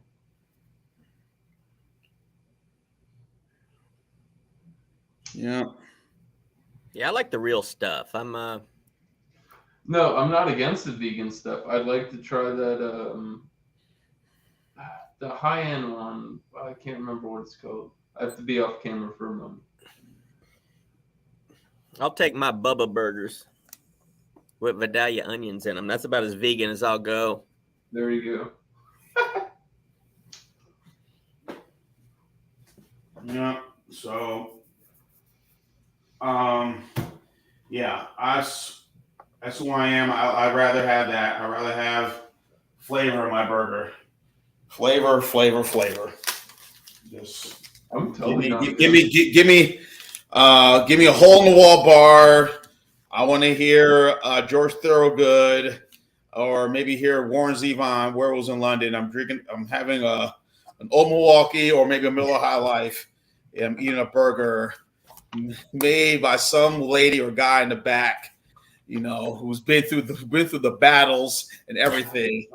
And Probably got a cigarette and the ashes are falling in your burger while they're cooking it, but it just makes it taste better.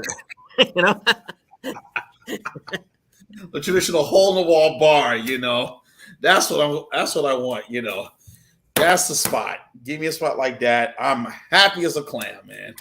Yeah. Oh, miscellaneous. You say because you cook for a living. I'll tell you what. You know what I don't like, and it's a big deal. I watch the Food Network all the time, but you know what really I don't like is the fancy presentation.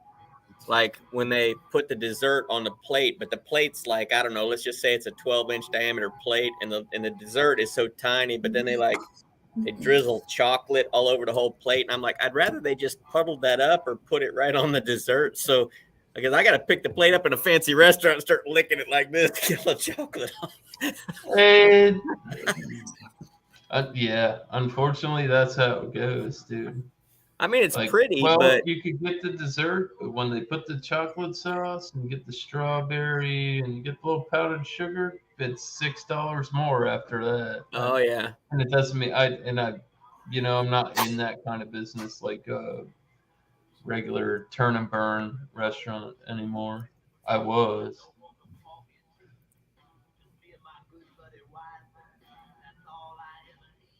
And I drink alone.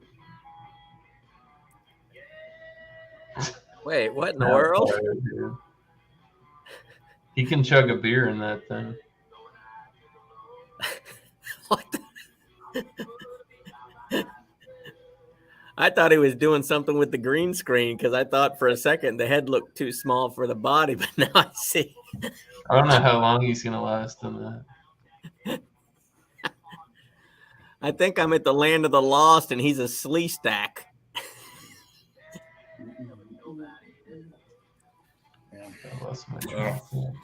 Fun times.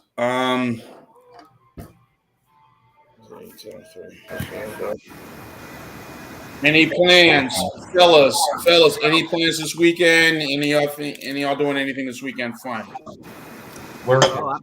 I'm gonna be doing a cross-channel collaboration tomorrow. I'm gonna film it.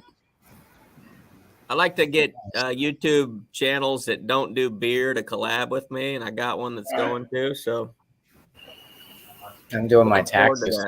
That's not really that exciting, but I was like, do my taxes, and I'm gonna debadge my car.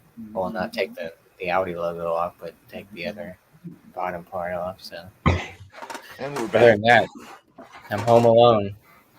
The missus is. Right, I've seen that movie. That's trouble.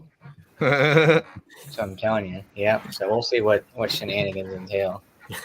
It'll be like every other weekend. I'll be passing out on this couch down here in the basement. Wake up at like 2 a.m. or something. Go upstairs, go in the bed. But yeah, home alone. Got to do adult stuff this weekend. Do taxes. Go grocery shopping. Yeah, I got to do my taxes. Yeah, same as well. I'll probably do it next week. Yeah. I've been putting it off too long. I was like, might as well just there's another off air.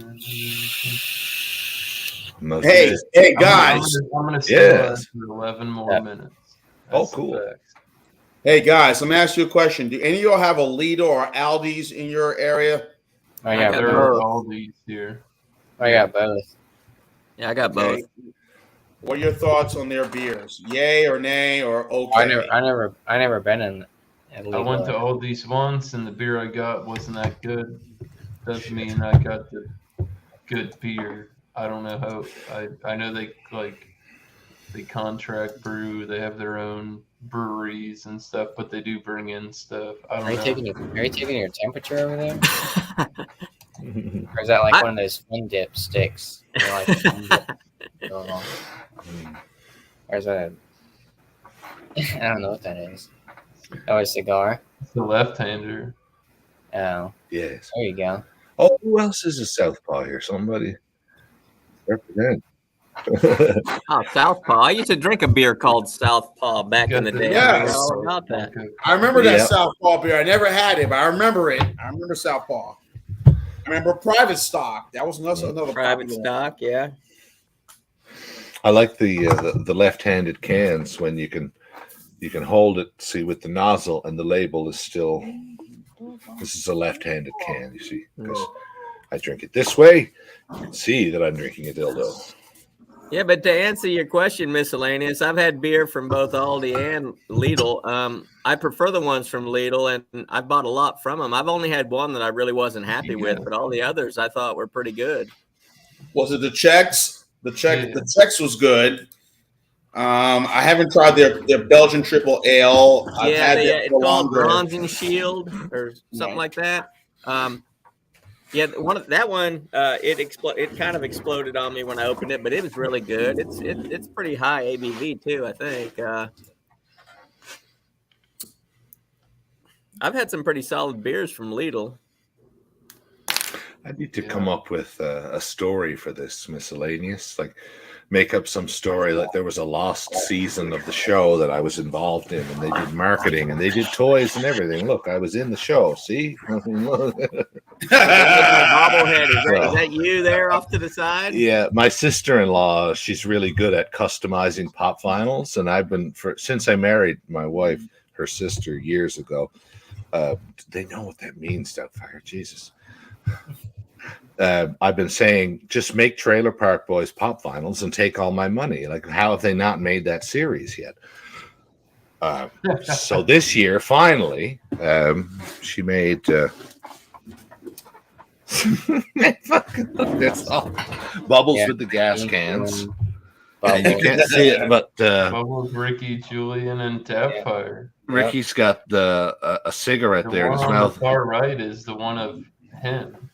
Yes, that's me there. He might be actually. You're even wearing the same shirt. Yeah.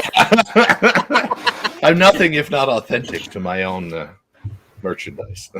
No, I told her she should sell these. Look, the Julian's even got his ring finger out. I don't know how she does it, but she told me about the cigarette there, Ricky's cigarette. She just took a thumbtack, jammed it into the mouth, snapped it off, and decorated it. Like, it's pretty dandy. I've got my favorite though is she did the entire cast of the movie Predator and put them in the box in the order that they died in the film. And wow, that's yeah. Each character each scene that died, right? Oh yeah. Last one in the box. Over here. That's called Trailer Park Boys. Yeah. I got to start. I've never even heard of it. I got to start watching that. That movie is a balance between horror movie and action movie. You know, it was so freaking good. And how many 80s action movies, like right in the middle, like right after there's about a 20-minute stretch where there's no dialogue at all. There's just Arnold slucking through the mud and Buddy, chasing after him with the fucking lasers. He killed that fucking thing. Yeah, kill me, do it now. Kill me. My favorite. He killed it, and Danny Glover did too. Yes. Oh my god. Okay, with the fucking six-shot pistol. Fucking random. Don't worry, asshole. You get another chance. It was a fascinating movie, and I thought it was amazing. No, the original Predators, fucking the original. Yeah, like I said, Schwarzenegger, Carl Weathers, Jesse Ventura, Bill Duke. Kevin Hall played the Predator. It's a classic. For sure. Totally agree with you. So and whenever it comes on, just like with Commando, another good movie comes on, I watch. So Running Man, Richard Dawson as the villain, Killian. Richard Dawson playing, Mr. Family Feud playing the villain in Running Man. I was like, yeah, that's what's up. I love it.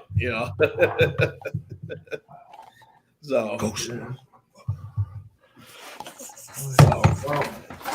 Well, I'm currently binge watching on Hulu. 5 minutes. If anybody has any shout outs. Hey, Billy. Hey, Billy. Yeah, let me get my beers. I'll get my beers. I'm going to be reviewing this week. Shout outs. I'm not. Yeah, dude, I'm getting ready to sign off. I'm not tired. I'm just tired of being live. I'm just joshing, man. I finally stumbled across Letterkenny, and I've been watching that on Hulu. Oh yeah, you like Letterkenny? I can't say that I like it. I'm just getting sucked into it. Articulate and fancy than Trailer Park Boys, but ain't got time to bleed. Was like the start of that. They took that and revolutionized it. I haven't been watching it in order, but I got to tell you that season 10, Some episode fool 7, it was accused you of International being the Women's best. Day episode, was the funniest thing I've seen in eternity. Yeah, it was friggin' hilarious.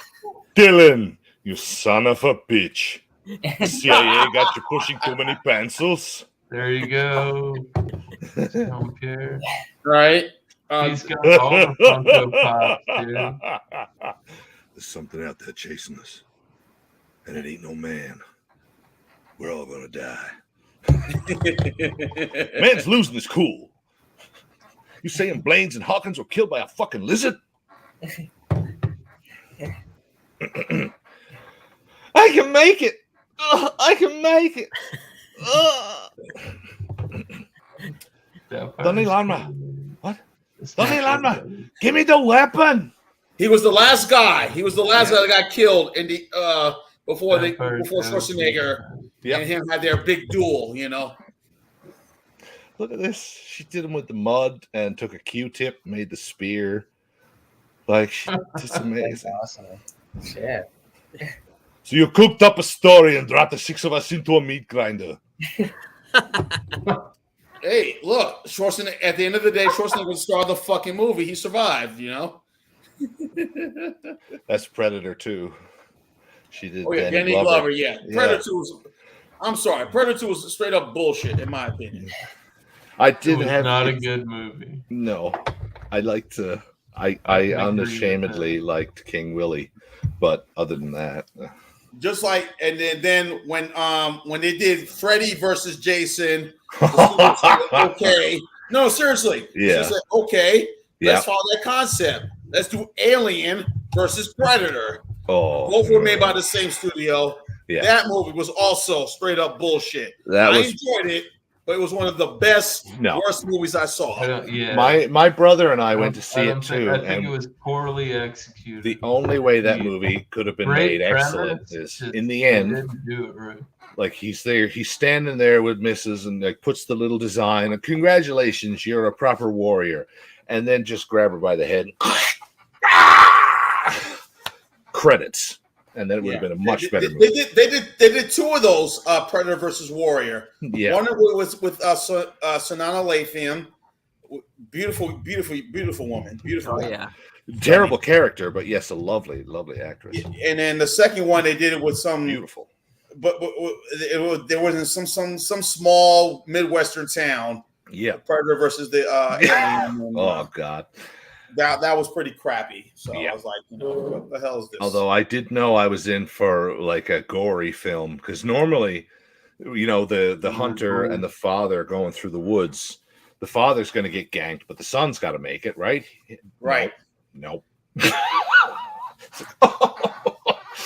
Okay. Silly as it was, they were.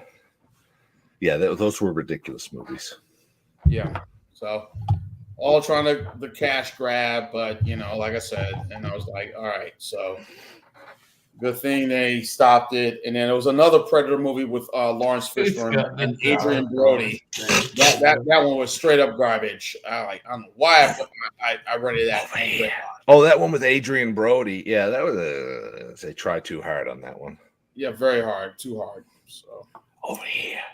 Yeah. So over here. All right, real quick, guys. I'm gonna shut it down real quick. This is the beers I got coming up. I'm gonna be reviewing. I'm gonna shut it down for the night.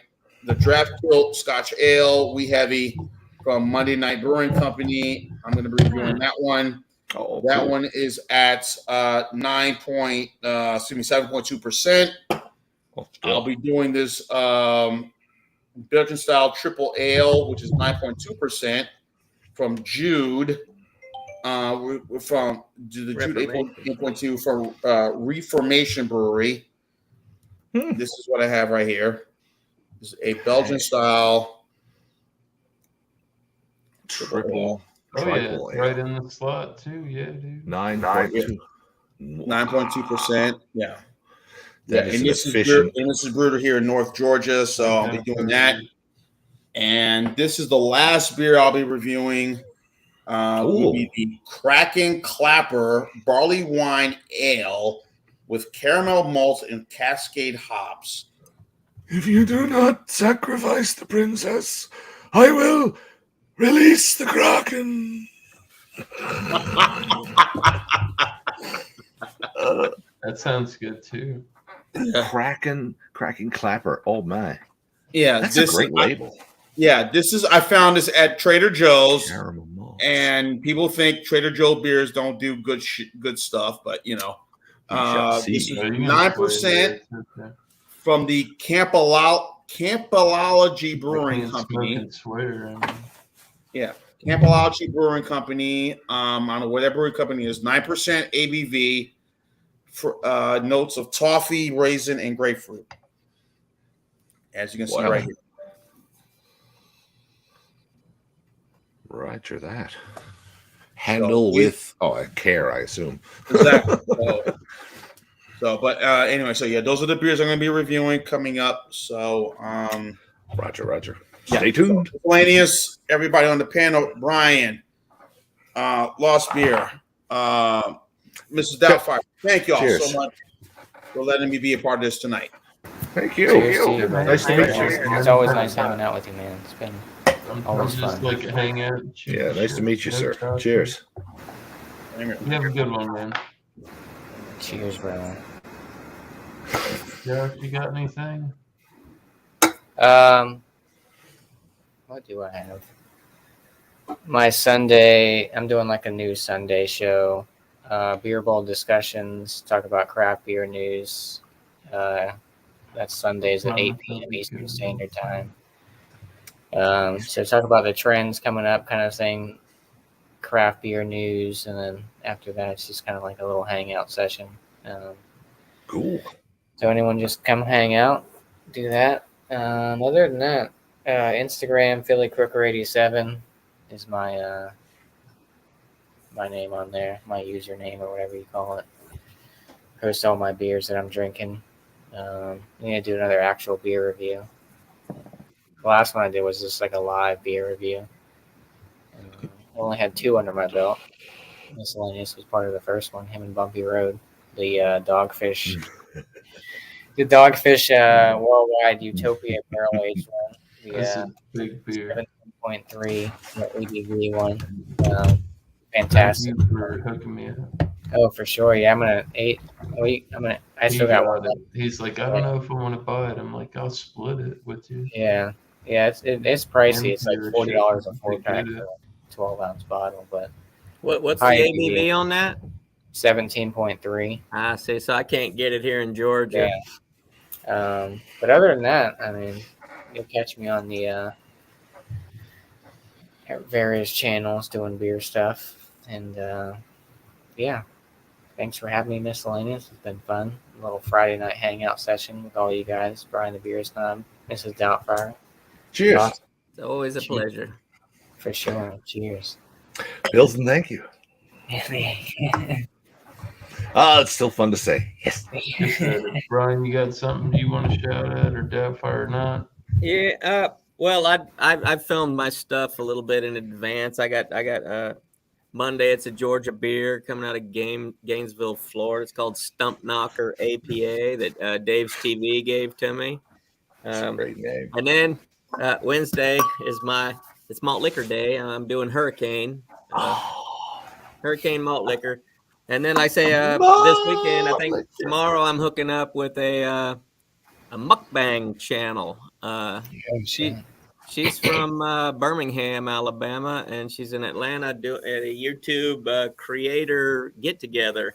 Neat. So she's gonna fit me into her schedule, and we're gonna do a beer bang. She brought some Birmingham beers for me, and we're gonna eat some seafood for her mukbang channel while we're drinking beer for my channel. We're gonna have 2 cameras going, and it's gonna be simultaneous filming content for each of our channels. Like I say, I like to do cross-channel collaborations because it puts my viewers in front of her audience, and it puts her audience in front of me.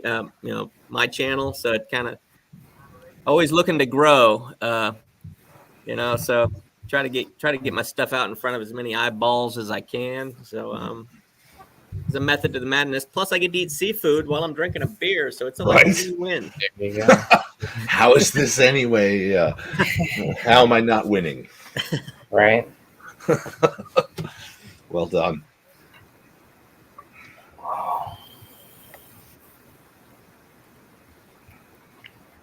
I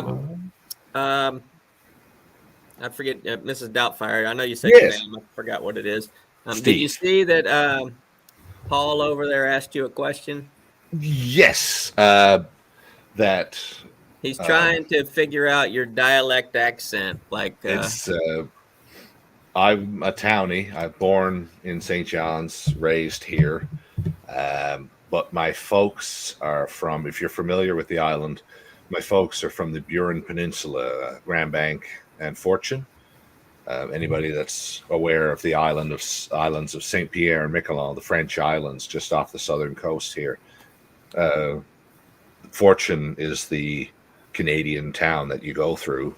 That's the customs office to go to France. One little boat. Is that like above Maine? Yes, we're northeast of. We're basically the easternmost Canadian province. So there's, as far as I know, there's nothing in North America closer to jolly old England than, for what it's worth. We're as easterly you can get in this continent. Well, shit. I'm gonna call it a wrap. Roger appreciate you guys hanging out with me and Down to my last sip anyway. There's after parties and shit like that. But I just gotta get not live anymore. Absolutely. So like I always say to the fans, No. Catch you on the next one. Anytime. Appreciate you guys for showing up. Last beer, the chat's been lit. Yeah. Brian the beer snob. This is Chat Fire. We're out.